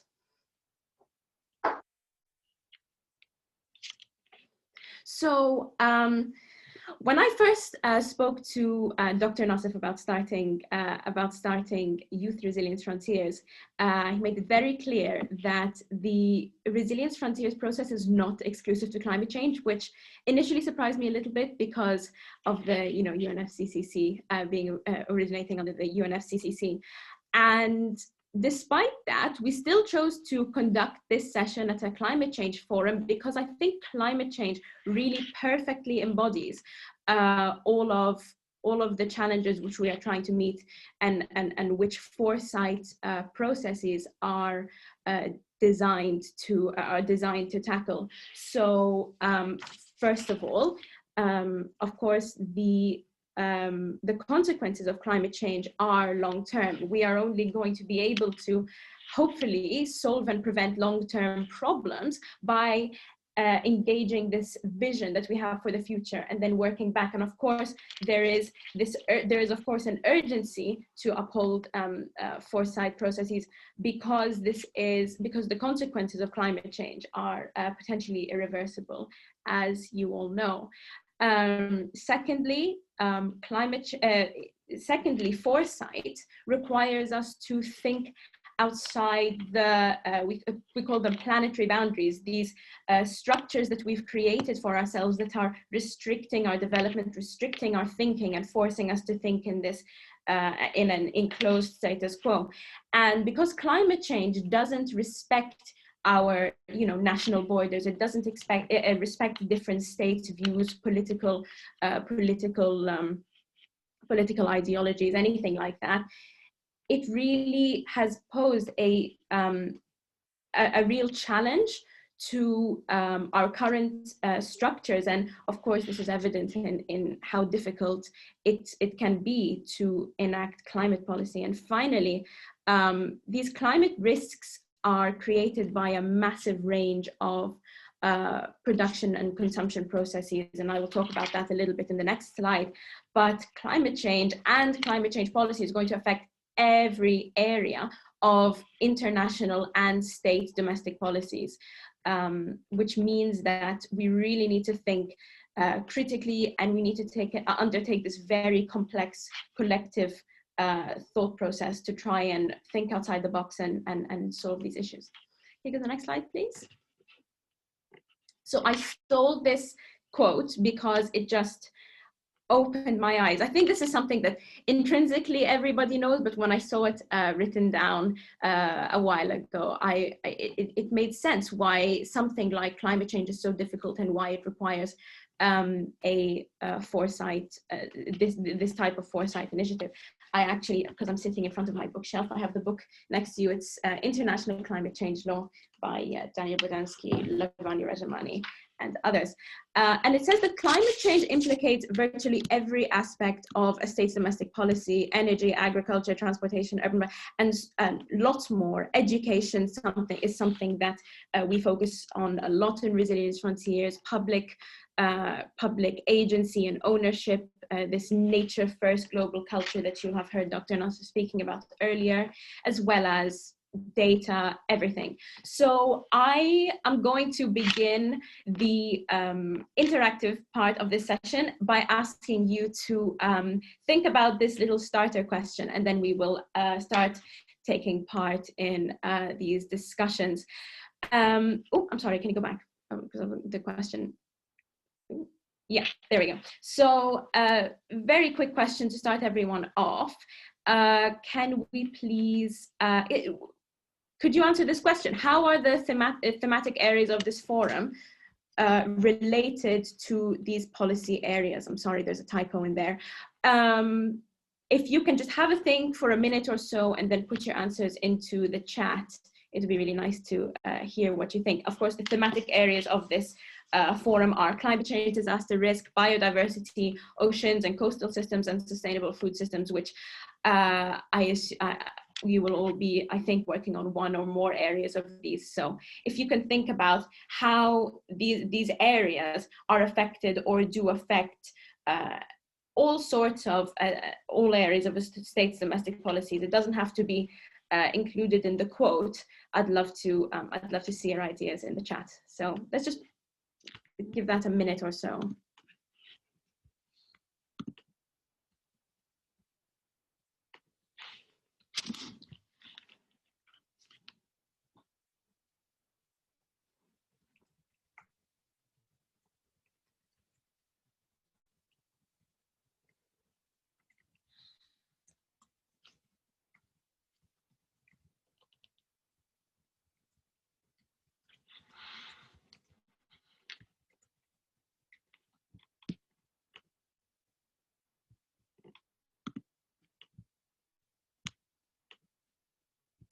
Does anybody have any ideas about how some of the forum's thematic areas might link to this quote which I've put on? Please don't be afraid to engage. This is I'm hoping will be quite an informal presentation. Please feel free to either speak your answer out loud or butt in at any point if you'd like. So we've had the thematic focus of this forum has really helped in driving home the most needed and essential knowledge for critical sectors around adaptation and mitigation. Yeah. people's food, livelihoods, and securities. Definitely, I think sustainable food systems are really require, really require sort of engagement of all energy to ensure that, for example, producing food is energy efficient. Of course, agriculture, that's self-explanatory, things as well, like transportation, and we'll talk a little bit more about transportation and food systems in a bit.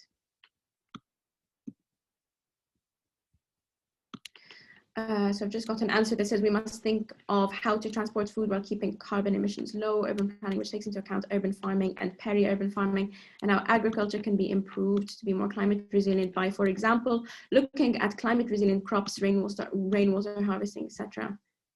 Yeah, that's fantastic. I think that is really enlightening, and that's exactly the kind of thing which we need to be thinking about when we're addressing addressing challenges with climate change. Brilliant. So that was a starter question. Can you please go to the next slide? So the second part of this session will be an open discussion.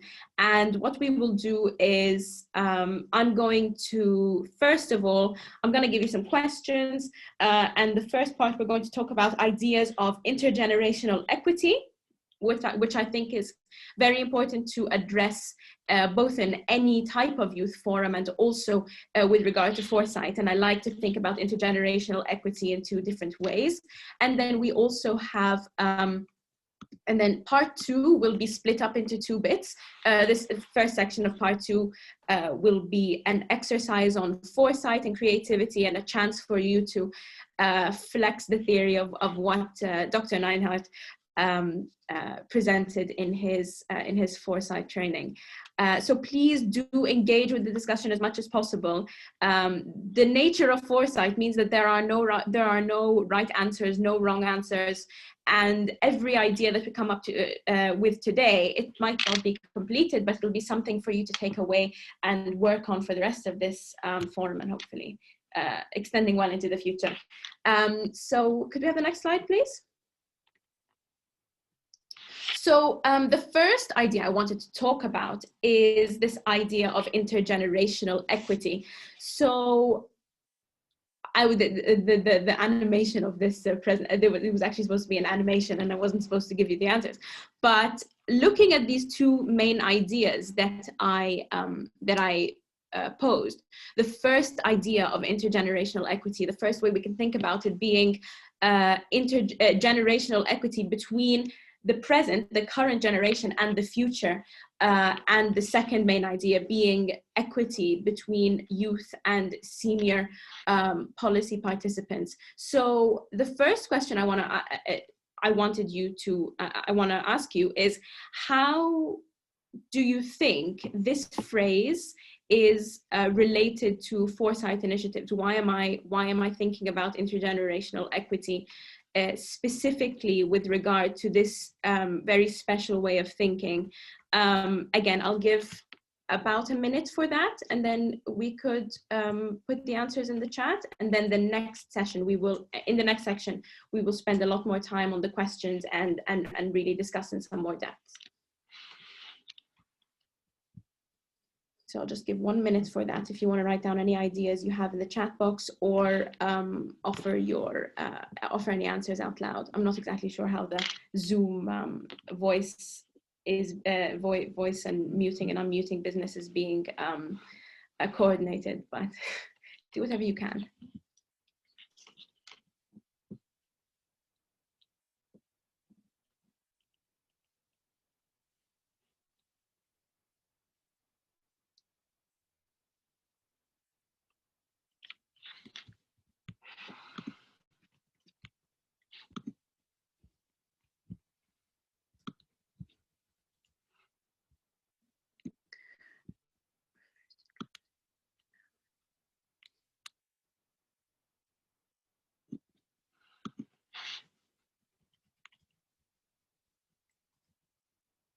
Yeah, so we've had two now.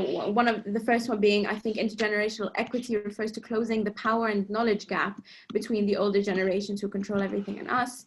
Dr. Nassif kindly wrote that intergenerational equity suffers from short-term outlooks of political cycles and economic cost-benefit analysis.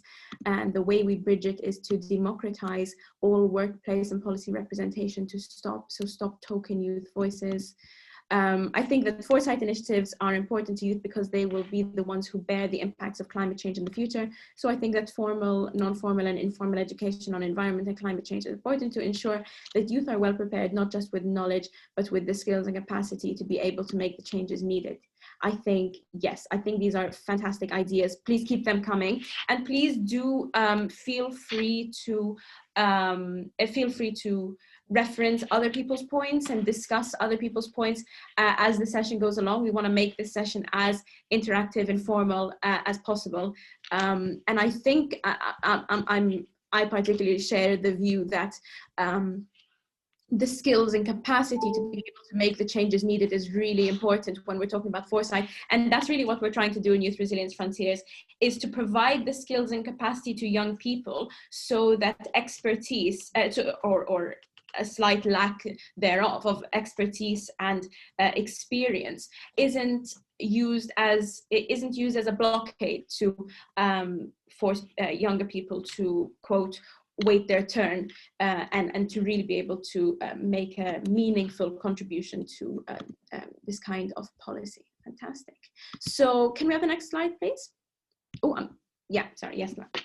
So my first big question, and I'll give a couple of minutes for this, is how can we ensure that the impact of our actions on future events, such as climate disasters, is duly considered and acted upon, even though predicted future outcomes are probable but uncertain? So what I mean here is, if we're talking about intergenerational equity between the present and the future, and of course in an initiative like foresight initiatives like Resilience Frontiers, when we are trying to prioritize future resilience and prosperity in a sense over short-term reactions, how can we make sure that our actions today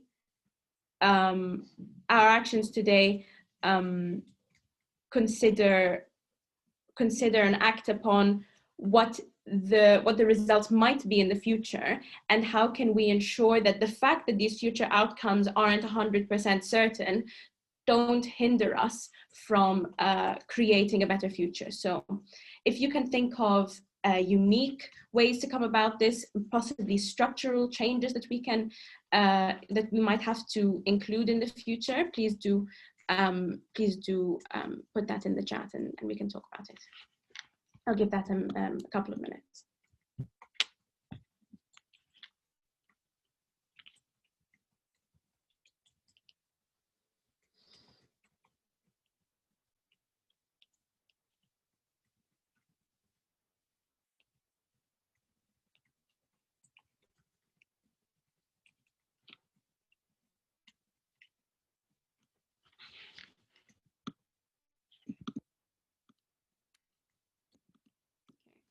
So I'm seeing things about adopting a responsible consumption pattern on a daily sustainability plan. Youth need to be granted and take agency to agitate the status quo, but our dependence on the older generation is a stumbling block. Maybe we need to get all youth from the media to get on board with our movements, since they are all, I think that's supposed to say daring or darling. Youth are darling, but I think that's daring.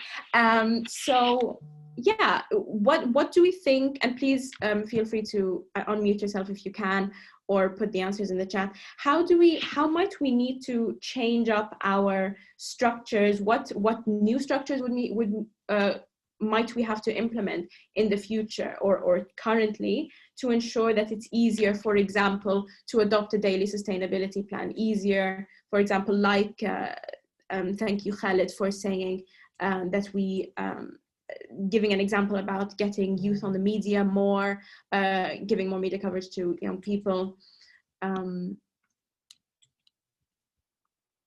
the present generations need not to hamper our future generation needs. In broader terms, it should be environmentally sound. We should not disturb our nature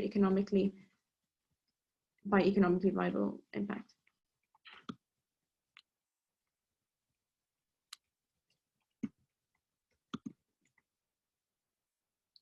It's a very interesting question in the chat. Does anybody have an answer to that from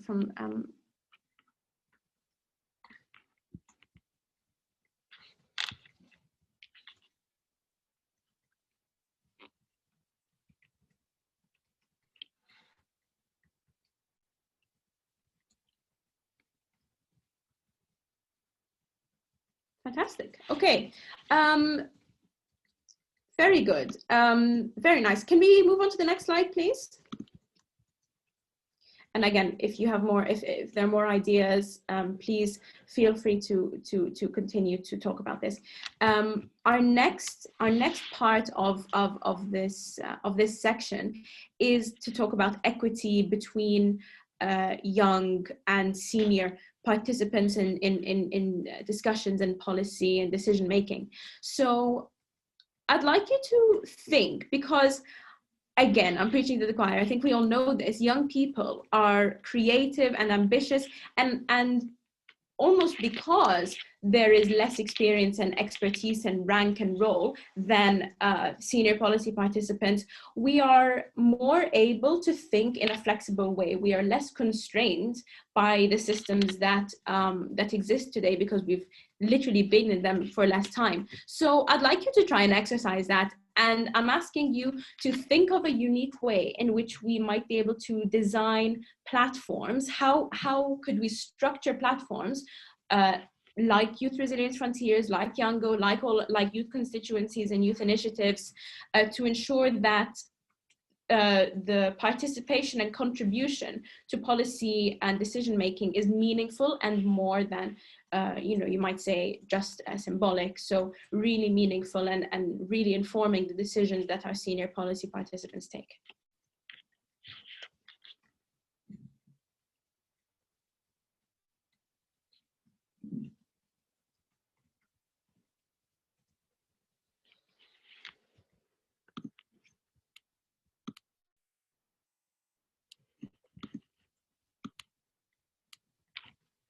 I agree definitely with the latest thing, with the latest contribution to the chat. Policies mainstreaming is a clear pathway for better structuring. I think, what does everyone think about this? That the existing platforms need to open up a representative share of decision making to youth, and each region should have a youth representative body which can canvass youth groups and get a collective decision.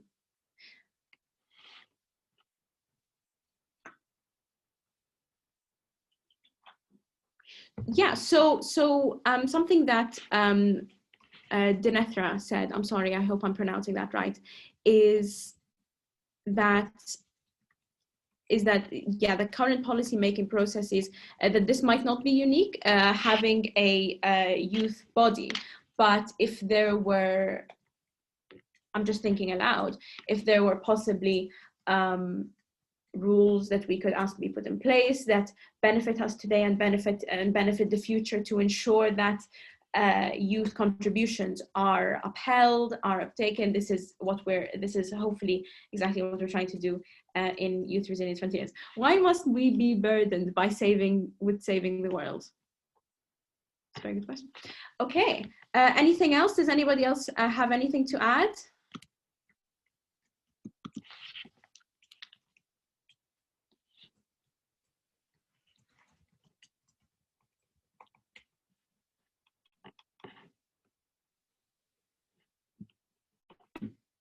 Okay, I'll give that a couple of seconds if anyone.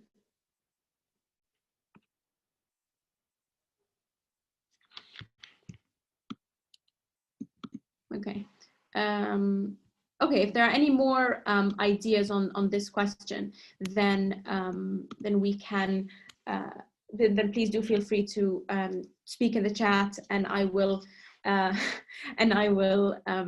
regularly go back and check. Can you go to the next slide, please?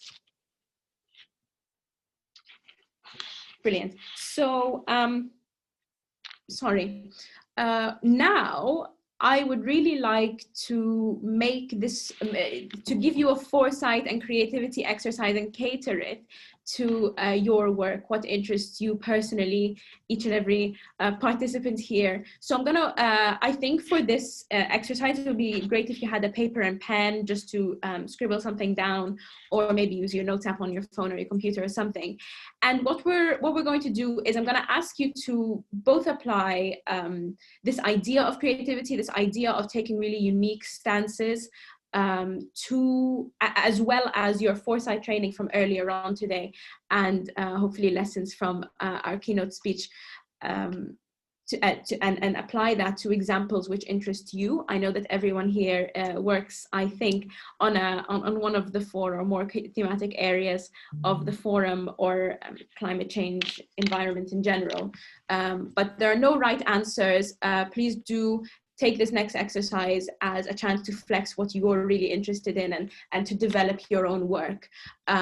So to try and give you a better idea of how your thinking can be unrestrained by these current systems, we have, at Resilience Frontiers, we have thought catalysts that Dr. Nassif briefly mentioned, which, but I decided to put here. The first being that planetary boundaries are dynamic. This is these are assumptions that we're taking. So planetary boundaries are dynamic and can expand through regenerative rather than restorative action. So the example given by Resilience Frontiers is that topsoil can be generated rather than just restored from a previously damaged state.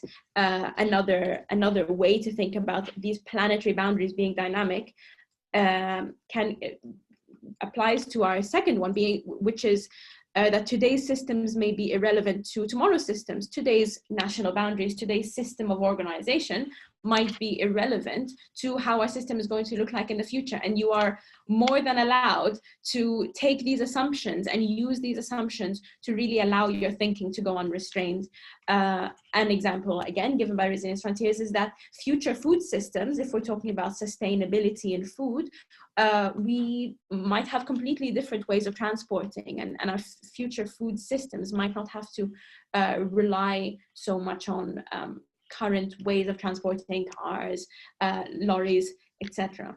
A third one being that we should focus on tomorrow's challenges and opportunities rather than solving today's problems. I think that is inherent in the foresight process. And the final one being that we have achieved the SDGs, hopefully, and that political sensitivities are not a factor. So use these, take a mental note. I'm sorry, I didn't have it, I don't have it later on in the presentation, but please take a mental note of these assumptions. And if you need to apply more thought catalysts, if you need to take more assumptions and create a world for yourself in the future, please do.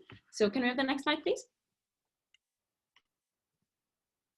Brilliant. Before we begin, I've purposefully not given much guidance on how I want you to think here, on what example I want you to take. I really want this to be both specific to what you are interested in, what you are working in, what you would like to see happen in the future, but also I've given limited guidance because I think that one of the things we really have to make sure we're doing in a foresight process is to ensure that we are taking advantage of young people's lack of rigidity, and we are trying to think in a flexible way and not be constrained by what's currently happening. Second thing is, in order to come up with really specific goals and ideas, I think I'd like you to think deeply about one concrete outcome. I mean, the end goal might be world peace, but we will have to achieve that by achieving small concrete goals, which have immediate challenges to achieving them. And also I want you to think about this concrete outcome in a closed sense, so you can think about, like we did with the thought catalyst, what can be ignored, what can be assumed, in order to make the thought process a bit easier. And lastly, and this is most important, please be as ambitious as you can. And I think a nice way to think about it is to achieve this goal. And if you had a magic wand, what would you have to get rid of? What would you have to change? change? How would you have to restructure something in order to be able to achieve this goal? And then once we've decided that, we then need to think about how can we maneuver this in real life. So can we have the next slide, please? Okay, so I am going to ask everyone to please take out a paper and a pen, laptop, phone, anything. And what we're going to do is a create your own future exercise, and hopefully we can apply everything we learned about Foresight so far. So the first thing I want you to do, and I'd like you to please try and follow these prompts quite closely, and again, being very specific about exactly one small outcome we'd like to achieve in the future. So in your area of interest, have a think. It doesn't have to be what is socially acceptable, what you think will impress the most people, doesn't matter. What future outcome in your area of interest would you like to achieve? So for example, I could say, I would like school children to better to value nature more. That's my outcome. Secondly, after you've done that, we're then going to ask how our current human behaviors, systems, frameworks, policies, people, national, anything, hindering or encouraging this outcome. And it would be good to give both sides, what are we doing to help? What are we doing to prevent this outcome from happening in real time today?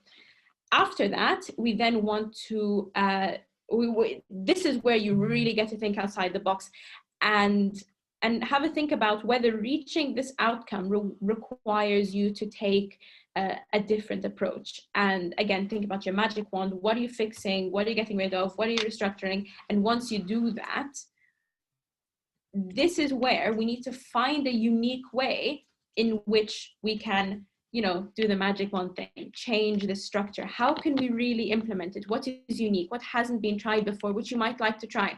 Doesn't have to work, doesn't even have to sound like it would work. But this is just a real exercise in trying to get you to think laterally and unrestrained. Finally, after you've done the fun, this is after the fun bit, this is after trying to, after finding, thinking about our magic wand business, we then need to, unfortunately, think about the challenges that we might face in adopting these approaches. What do we currently have standing in the way? What do we need to change? So I'm going to ask everyone to take a few minutes. I'm going to give a few minutes for this. And then when you're ready, if you can paste in the chat your answers to each individual question, so the 4 questions, that will then give us a really nice idea of how you're going to use a unique way to achieve this future outcome. So is everyone clear with that? Are there, if you got any questions, please put them in the in the chat box. If not, I'm going to give probably about 5 minutes. I'm gonna or a little bit more to allow you to think and write down your answers. And if you've got any questions, then please do put them in the chat, and I'll do my best to answer them.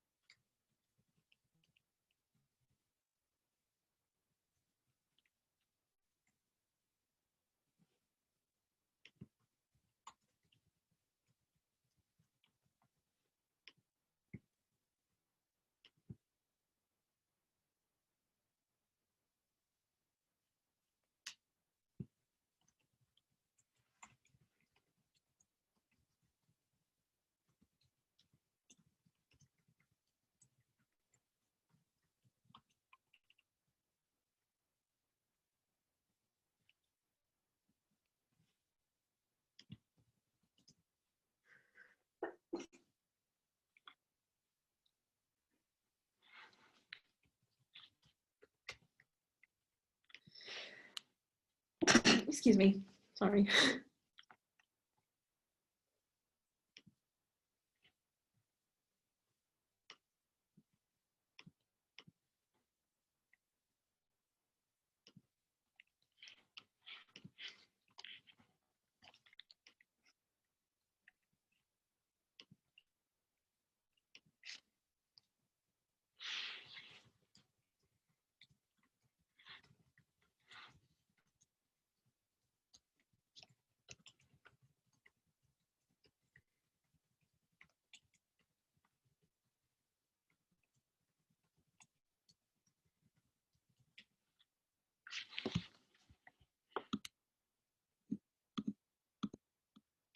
Really interesting things in the chat.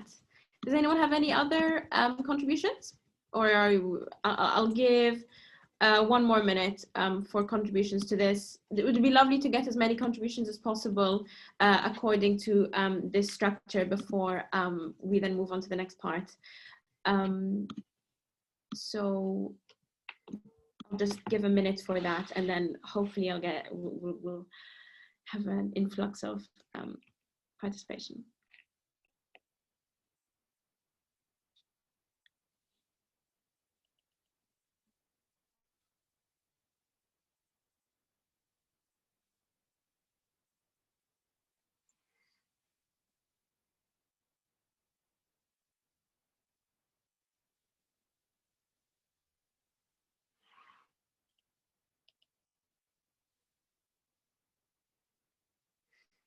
So we have a goal to create a compassionate and sustainable world for the future. Very nice. This could be empowering the younger generations, of course, and current food production practices which are unsustainable, especially livestock intensification, which would create tremendous effort on our precious natural resources and undermines food security. And a part of livestock intensification, which produces globally 14.5% of global greenhouse gas emissions. Brilliant. Okay, unfortunately, in the interest of time, I have to move on. But if you're still finishing up your structure for this, then please don't worry and just post them in the chat box a little bit later if you'd like to share them. Fantastic. So can we get the next slide, please? Fantastic. So just for a couple of minutes or so, if anyone if anyone has any thoughts about this process and how perhaps we might have to think about a future vision and then step back using this magic wand element, science fiction like we had earlier, which I was very interested in. I'm in the UK, and here Doctor Who is a massive part of our culture. And if you're commenting on someone else's ideas, please be specific with the point rather than just mentioning the person, because some of us aren't able to look at the chat box. Please feel free to unmute yourself and just step in and speak at any point, or message in the chat. I think it'd be quicker if people could talk, but let's just have a very quick discussion, and please feel free to contribute.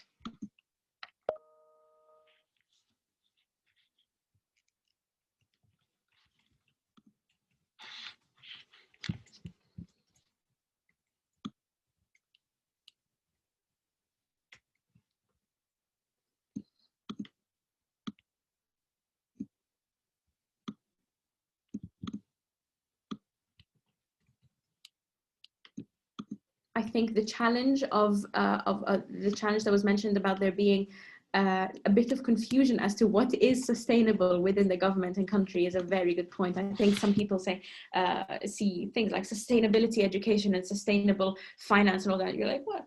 And that could be a little bit daunting to some people, and that could mean that perhaps a public engagement with climate resilience, with global holistic resilience, can feel difficult and might not be equitable and might be difficult for people to participate in.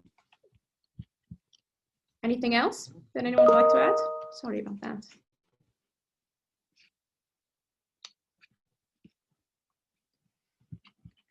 Just wait a couple of seconds in case anyone's typing. Then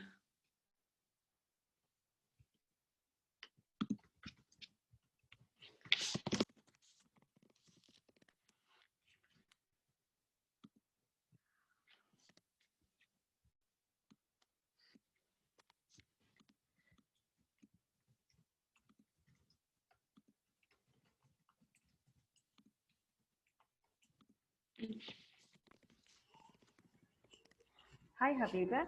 Just to maybe come in, I could try and unmute all, or I can ask all to unmute rather, and maybe, hopefully, they might be encouraged to share their ideas as well. So I wrote about muting myself. I'm unmuting you all, so maybe you could just join in. Organize and call. Maybe that was a bad idea. So just to let you know, I will be unmuting everyone. So kindly, I think we lost Habiba's video, right? Yeah, I don't. Yeah. So I'll be unmuting everybody. So you all could also contribute to the discussion, well, with your voice and hopefully face as well. Right. You can actually get in the way and you know like 200. Again, is another lie, you know. Okay, sorry, jump in, Habib. I think if we are going to have the mics unmuted, we would need people to mute themselves when they are not speaking, because otherwise we can hear everybody speaking. Yeah, I think perhaps in the time that might be a little bit difficult. Please, but everybody, please do try to discuss as much as possible in the chat if you would like to keep yourself muted, or especially for this next element of the discussion will be really interesting and actually challenging to a lot of people, because we're really trying to take you out of your comfort zone with the nature of the next part. Perhaps we might, I think we might have to unfortunately mute people again, because I think there's a lot of background noise and I'm getting some feedback. Sure. Sorry about that. Okay, so I think a lot of people, and hopefully privately as well, a lot of people manage to articulate their goals in this Foresight structure. I will, oh, sorry, can somebody? I'm sorry, I was kicked out, so I need to do it again. Right. I'm just making you co-host. It must have been when I was muting someone. I'm so sorry. Right. I think you should be. I made you co-host once again, Dr. Haddad. So then you definitely should be able to share your screen now.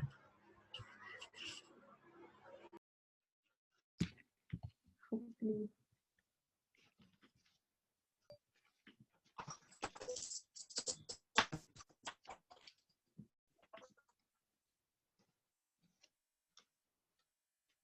Fantastic.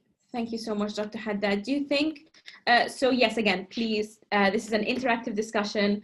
Absolutely no questions asked. If you would like to, I mean, no questions asked for me. If you would like to pose a question, if you would like to comment on somebody else's point, then please feel free to write in the chat, message people privately, or preferably publicly, and please feel free to unmute yourself and interject at any point.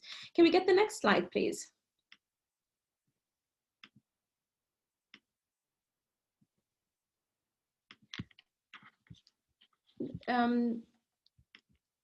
Dr. Haddad, are you there?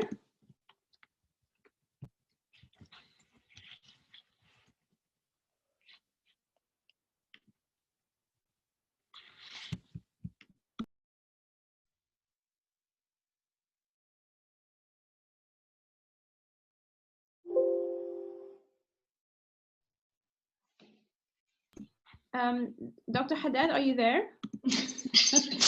I'm so sorry, I was kicked out again. Don't worry. It's really okay. Now? I can see your screen. Do you think you but not your slides? I can see my slides. I can see, I'm on the discuss slide right now. Yeah, then perfect. Next one? Yes, please. Okay, sorry, I didn't hear this. I lost you.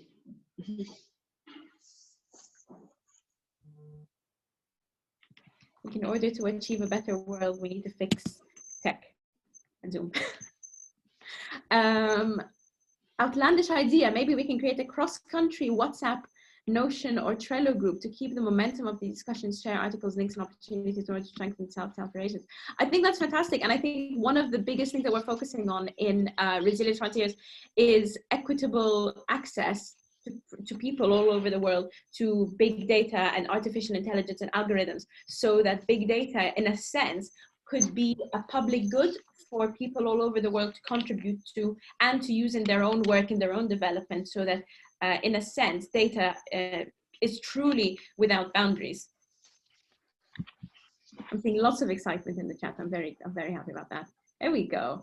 Brilliant. I think, in the interest of time, Dr. Haddad, I would like to hand off to Dr. Abir Haddad, who is a legal futurist, which is extremely interesting, and she will be conducting the last section of the interactive part of this discussion, and then I will finish off the session by doing a quick debrief and telling you a little bit more about how to get involved with Resilience Frontiers. So, Dr. Haddad, if you would like to take over, if you're able to, if tech allows. Okay, yeah, so I don't share my screen anymore.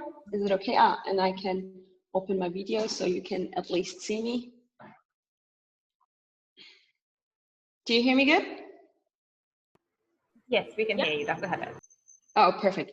So thank you very much for having me here, Vasita, Yusuf, and I'm happy to see Harald and Habiba here. Thank you very much for this opportunity to speak at this amazing conference. While introducing myself, I want to do make a very private confession somehow, and it's about myself. Why I believe so much in Resilience Frontiers, in this Foresight methodology, and the envisioning of the future we want. To my background, I was born in Iraq, in the third world country. I was born during the war. I was living through war, and then I experienced war again, and then we had the embargo in our country, which was led by the UN Security Council. And I thought it's so unfair that people like me in these countries were suffering from hunger, and this was decided by like the international community. So I decided one day I will work. I will work, and I will do everything in my hand to prevent this suffering for other people. And I thought, okay, one day I will go to the end and I will work on it. So we fled from Iraq, like from our country, through several countries, and I was adopted by a family, and it was a huge mess. But at some point we arrived Germany. I was a refugee in Germany, but I managed to learn German, to study law, and then to do my PhD in international law. And now it is amazing that I'm some kind of working with the UN for a better world. So never, please never, and I'm talking to the young people out there, never underestimate the power of your vision, never underestimate the power of manifestation. So that's why I think this is so important, what is happening right now, and what is led by Dr. Yusuf and now Habiba, is to bring this idea to the young people and more hope to the young people. So this is like my private confession. And now we come to the main point I want to talk about. It's now the problem is I can't share my screen. I will try to share my screen, okay, but then I won't see you and I won't see anything else. No, just leave my screen. It's not important. Okay, we will talk about Resilience Frontiers. No, wait a minute. Excuse me. I need to open up this one. Yeah. Wait. Okay, and now I share my screen with you. So, Übertragung starten. So, okay. Okay, so No. Bad idea, this one. Okay, so we are talking about pathway 3 out of the 8 pathways of Resilience Frontiers. We went for this pathway because it's on open access to big data and information, was just what was mentioned by Habiba. And I want to look with you, like I want to take you by the hand to look at the legal framework we need to cope with this future challenges we're gonna face. And therefore, we'll take you step by step through like a step by step thought process or thought journey, how to develop these kind of legal framework to help us ensure a better world for the future. So that's why I will give you some kind of a background information, and then we will move on to the second point, which is identification. The third point is deconstruction. The fourth is the vision. The fifth is the milestones of different levels. And then we move on to the good practices.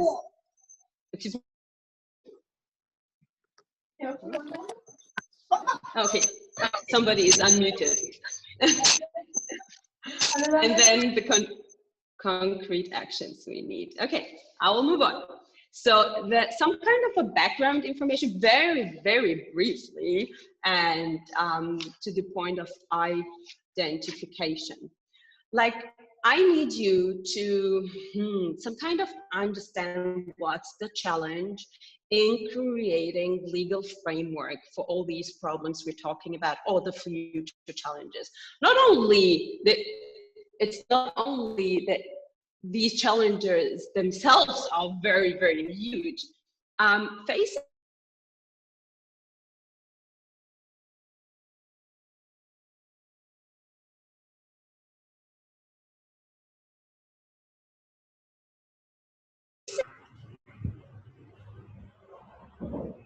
Dr. Haddad?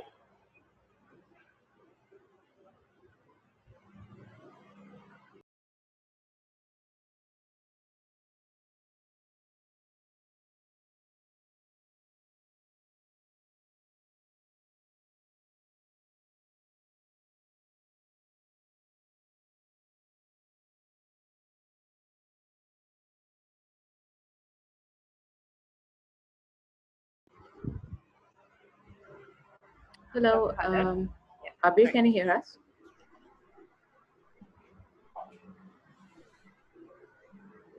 Your mic seems to be on.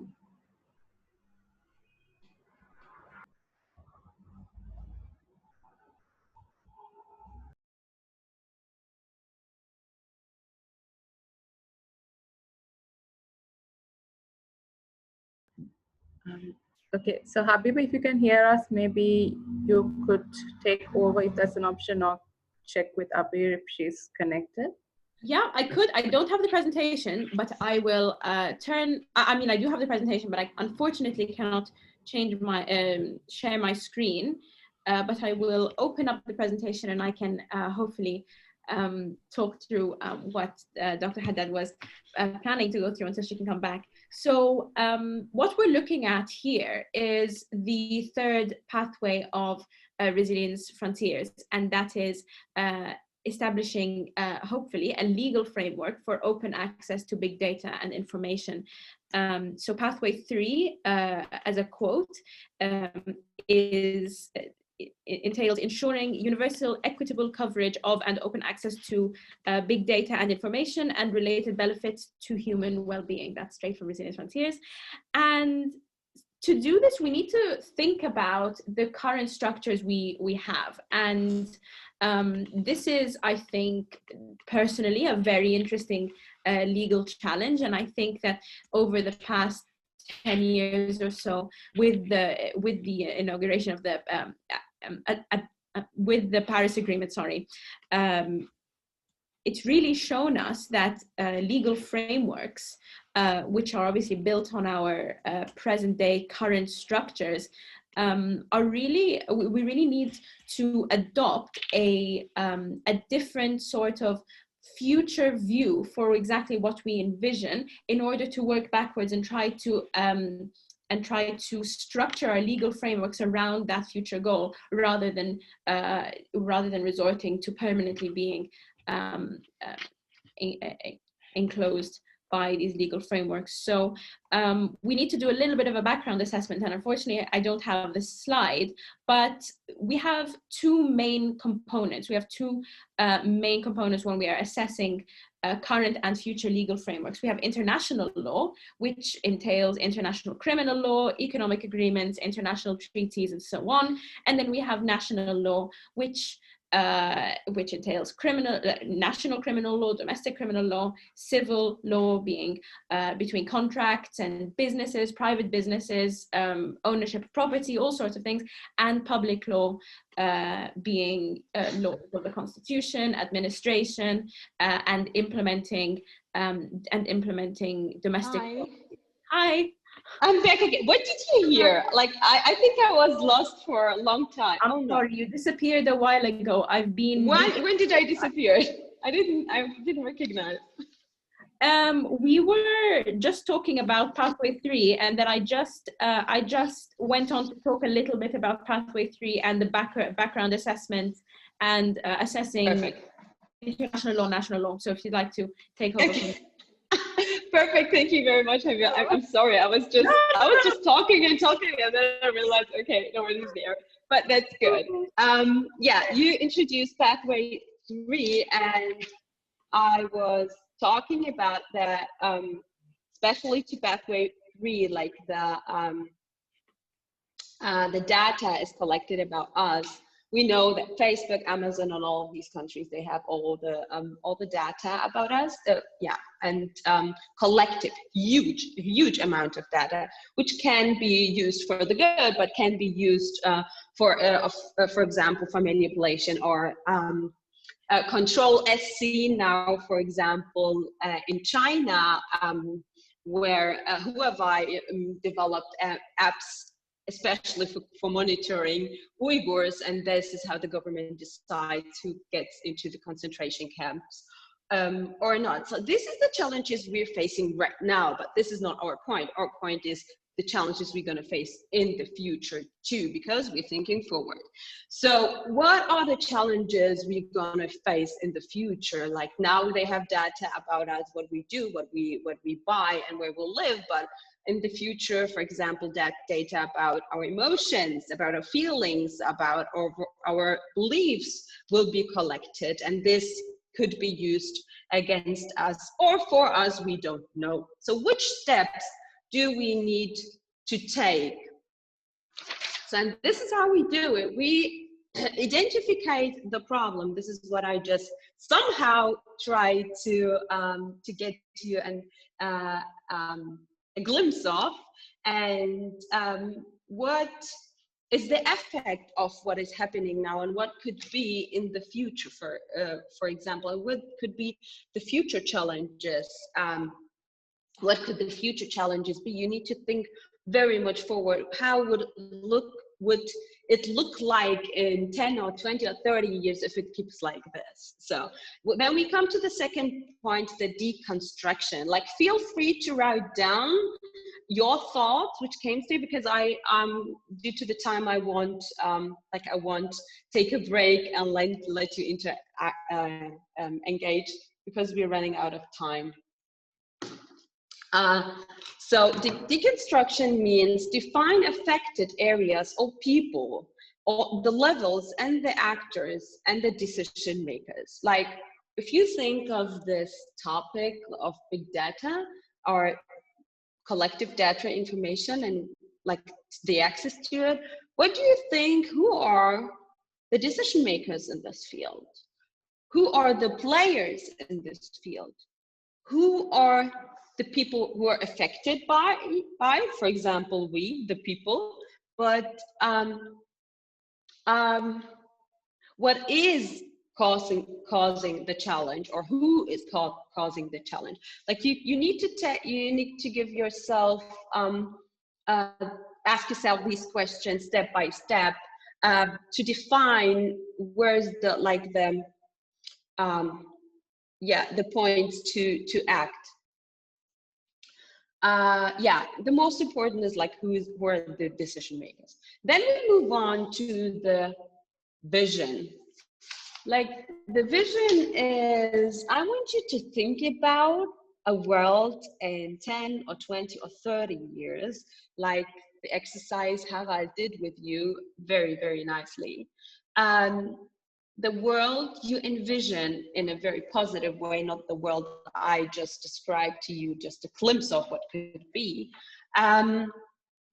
If data is accessible to everybody, and the data we will even collect in the future, and the data would be used for the human well-being, how this world would look like, and where are you in this world? The vision should be defined clearly by using the previously defined actors you just defined before, the levels and the decision makers and the method.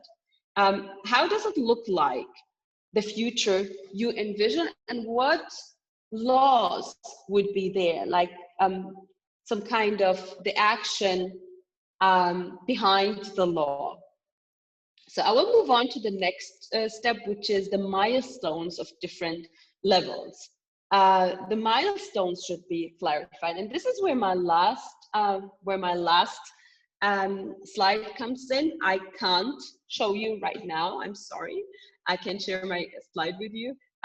It's about, if you look at the legal framework, you need to sorry, Dr. Haddad. Sorry, just a quick one. Yeah. I made you co-host once again. You should be able to share your screen.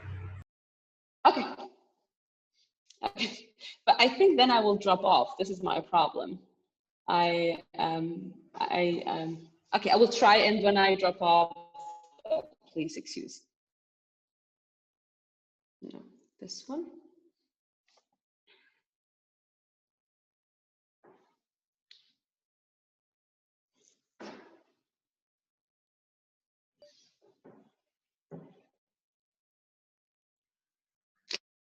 So I hope you can see my, at least my last slide. Yes. And there I want you just to check on the international law and national law. The international law is on the international level, where this is a field where countries interact with each other, where countries are the players. And on the national law is the national level, where a government releases or passes laws for its citizen, let's say. So I want you to understand there are these two levels, and if we're gonna try to solve a problem, or not a problem, a challenge, or prevent a trend, we need to think in also these two layers. And these two layers, they have also different categories of law, law categories, let's say, which are which have different targets. For example, in national law, you have the criminal law, you have the civil law, which is only between the people, how the people interact with each other. On the public law, where the government interacts with its people. And the criminal law, of course, also government, or like say, judicial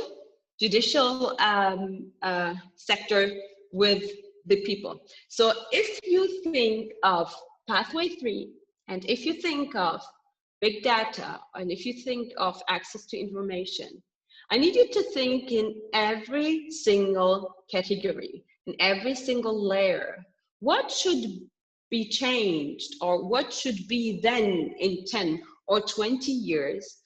How would this law look like in criminal law, for example? So we live in this envisioned future. Which treaties should governments pass with each other, so we as people have the access to those information? This, like this points needs a little bit more deep diving in, and a very good understanding, of course, of the differences between these different layers.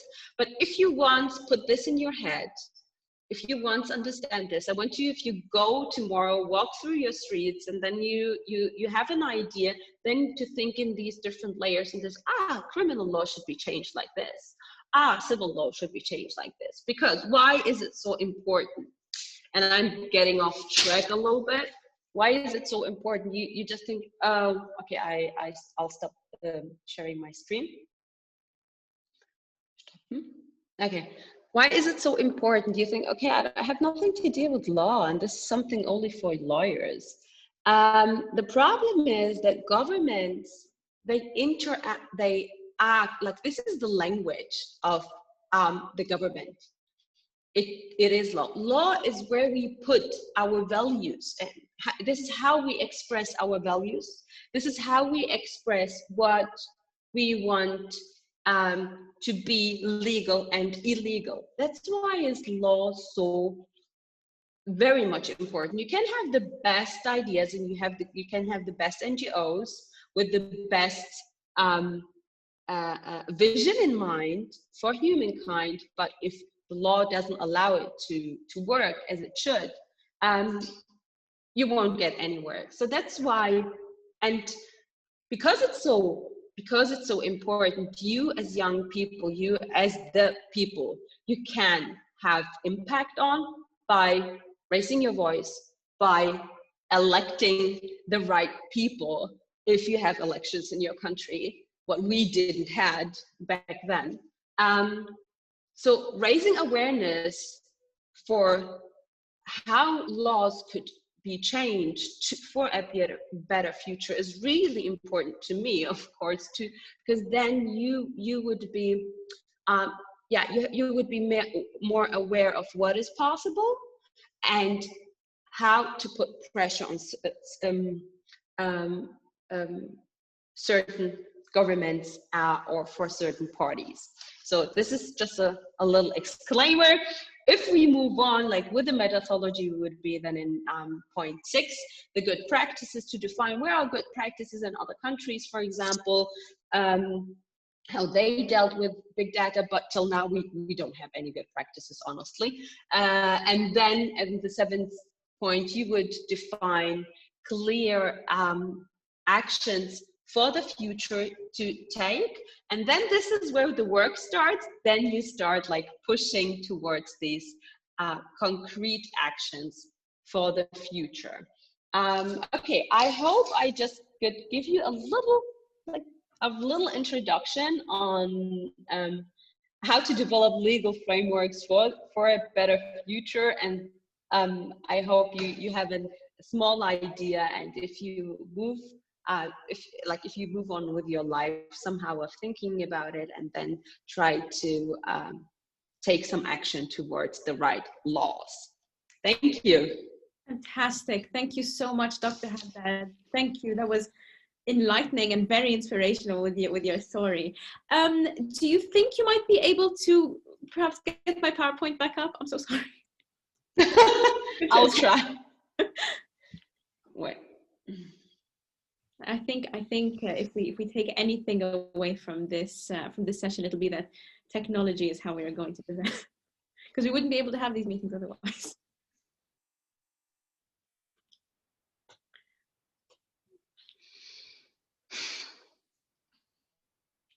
So I've just got a couple of minutes of a little bit of a debrief for everybody, and just some information. Oh, no, I'm on your screen. Brilliant. I think this one. I think it's can you move forward a couple of slides? No. Yeah, from here. Fantastic. So key takeaways. I think we all should remember that foresight, that the mechanism and the structure of foresight thinking should hopefully excuse young people from this need to give way to the older generation, to give way to those with experience and rank who understand the structures, because when we engage in foresight mechanisms and when we engage in foresight initiatives, we have to think outside of these structures that people were brought up in for so long in order for us to be able to really sort of take an intellectual and creative and unique and fun process to think about how we can change our structures to eventually change the world and ensure that we create a future with regenerative prosperity. We must be imaginative and consider, as I said, a future where we can create regenerative systems and global prosperity. We cannot afford to be constrained by the status quo. And when we're using foresight, when we're thinking in the long term and trying to reach our perhaps abstract, perhaps outlandish ideas, we really can't, we need to make sure that the ideas that we pose and the questions that we try to answer and the structures which we need to enact things like that are not constrained by what we currently think is possible. And so I hope you found this session useful. I think we should all use it hopefully as a starting point for a new way for you to think and which you will carry with you through the rest of the forum and through your work and life. When I was speaking to Rosita about where we were going to put this session, I thought we both mutually decided that it would be lovely to start this forum off with foresight training so that hopefully over the next couple of days you can implement that. Do you think we can go to the next slide, please? So I thought I would leave you with some quotes. I actually, by chance, picked up a very interesting book and I bought it the other day and I opened it a while ago now, but it's called Utopia for Realists by Rutger Bregman.